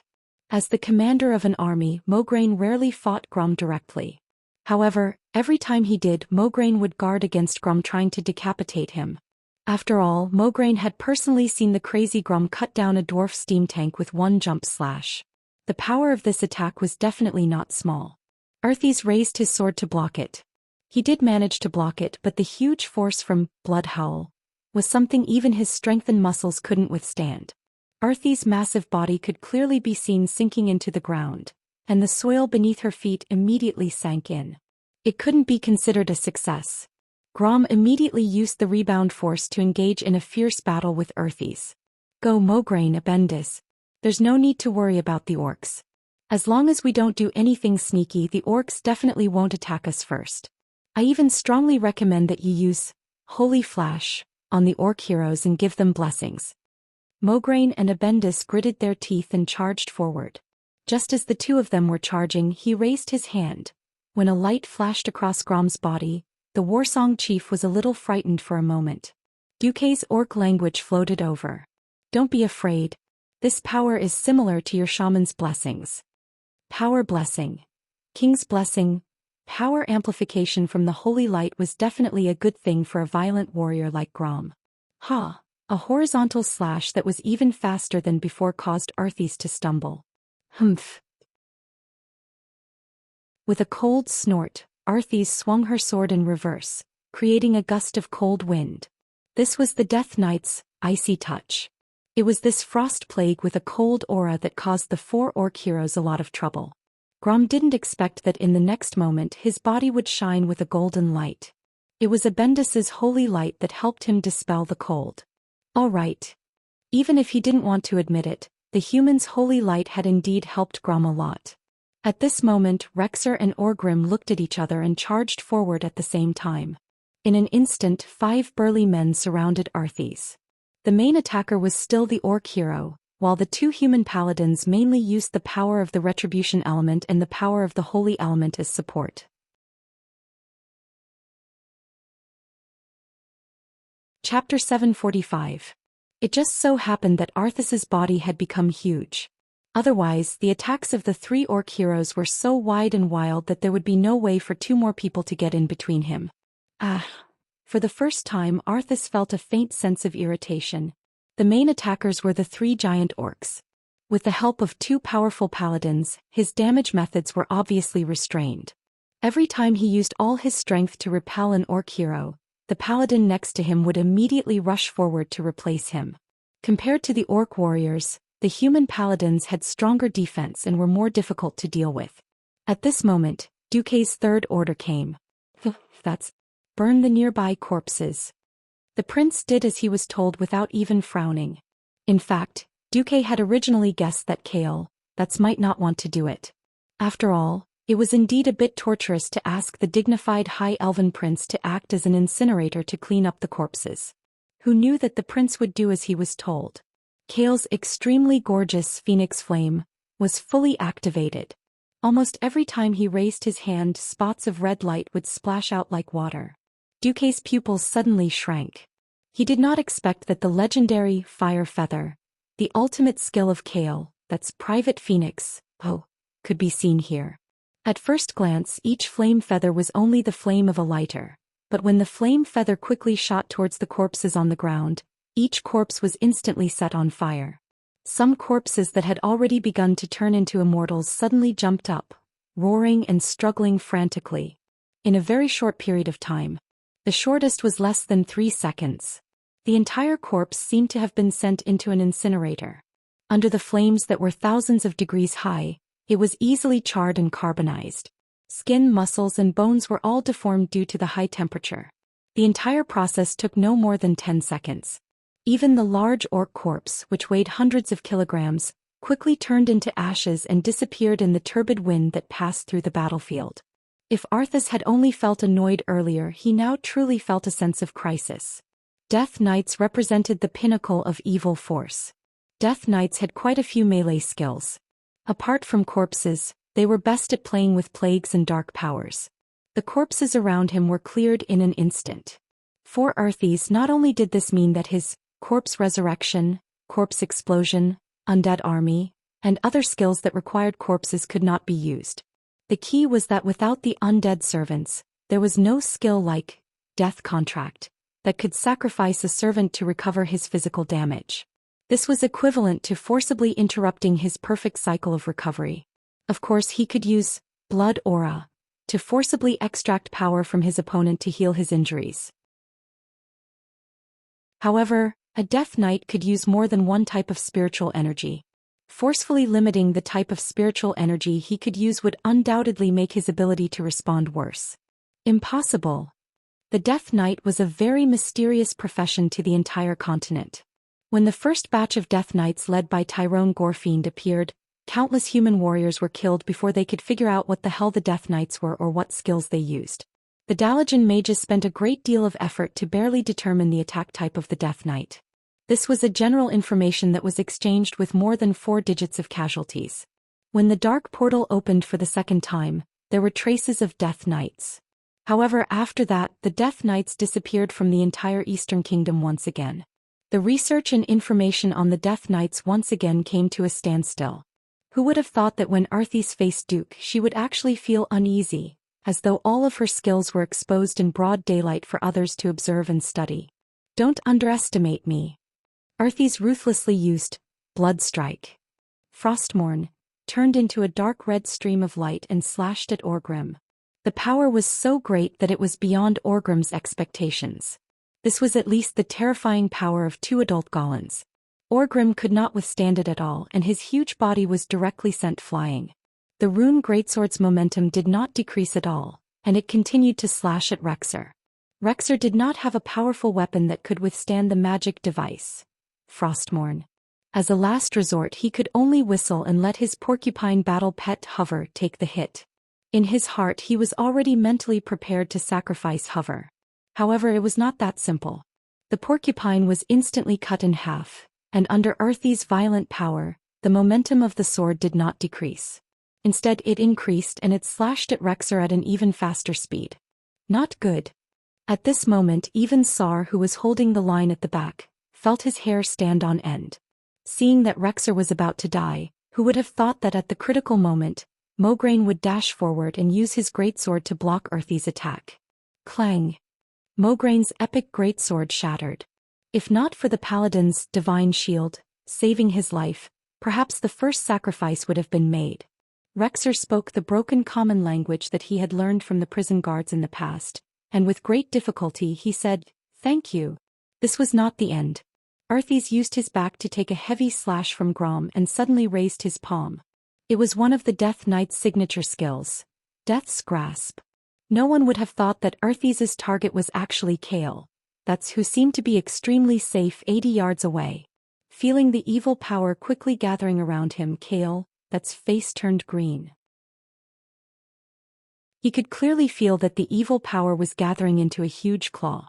If he did not do anything he would very likely be forcefully pulled in front of Arthis in the next second. It would be terrible for a mage to be closed in by a close combat professional. At first he wanted to use Flash, but it did not work.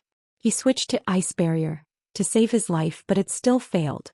Arthis' unparalleled evil power had completely expelled the ice, fire and arcane elements from Kale, that's body in an instant.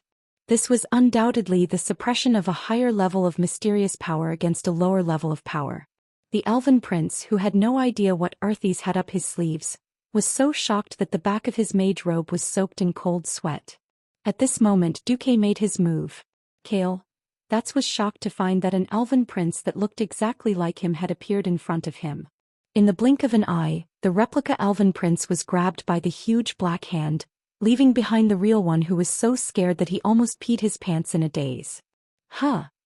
Arthis did not understand what had happened. The elven prince that he had captured exploded. Bang! There was a loud explosion. Fool's head and face were covered in dust from the explosion. At this moment, everyone could see that what he had pulled over was a mage's living bomb. Duque patted the prince's shoulder, who was still in shock, and said seriously, "Explosions are art."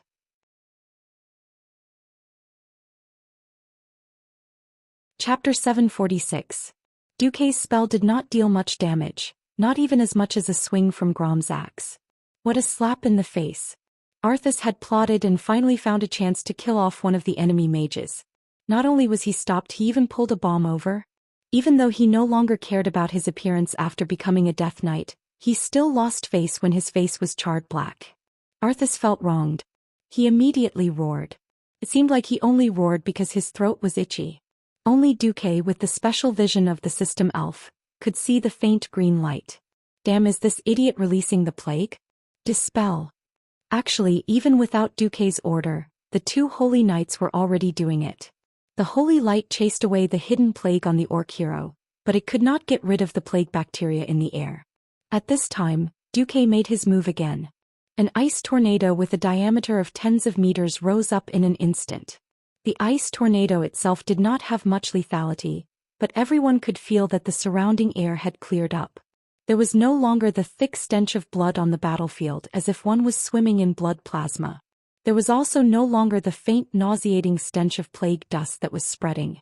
All that was left in the air was the refreshing holy light aura that the two holy knights exuded. Now, even an idiot knew that Arthas's move had been countered by Duque once again. Orgrim wiped the blood from the corner of his mouth and said in the ancient shaman language, "Guile, watch carefully. Watch how Duque pushes his prey into the abyss step by step. This method of killing the prey with the least cost is something you must learn to become a qualified leader." Thrall's pupils shrank. That's right. It did not matter if the Horde would still fight against the Alliance after this battle. The only thing they could be sure of was that the Horde was no longer the large horde that seemed to have an endless supply of soldiers. The orcs were indeed a powerful and brave race, but they only had a little over 100,000 orcs. If they fought another 2 battles of this level, they would all be wiped out. He had to admit that Duque's fighting style was the most suitable for the beastmen to survive in.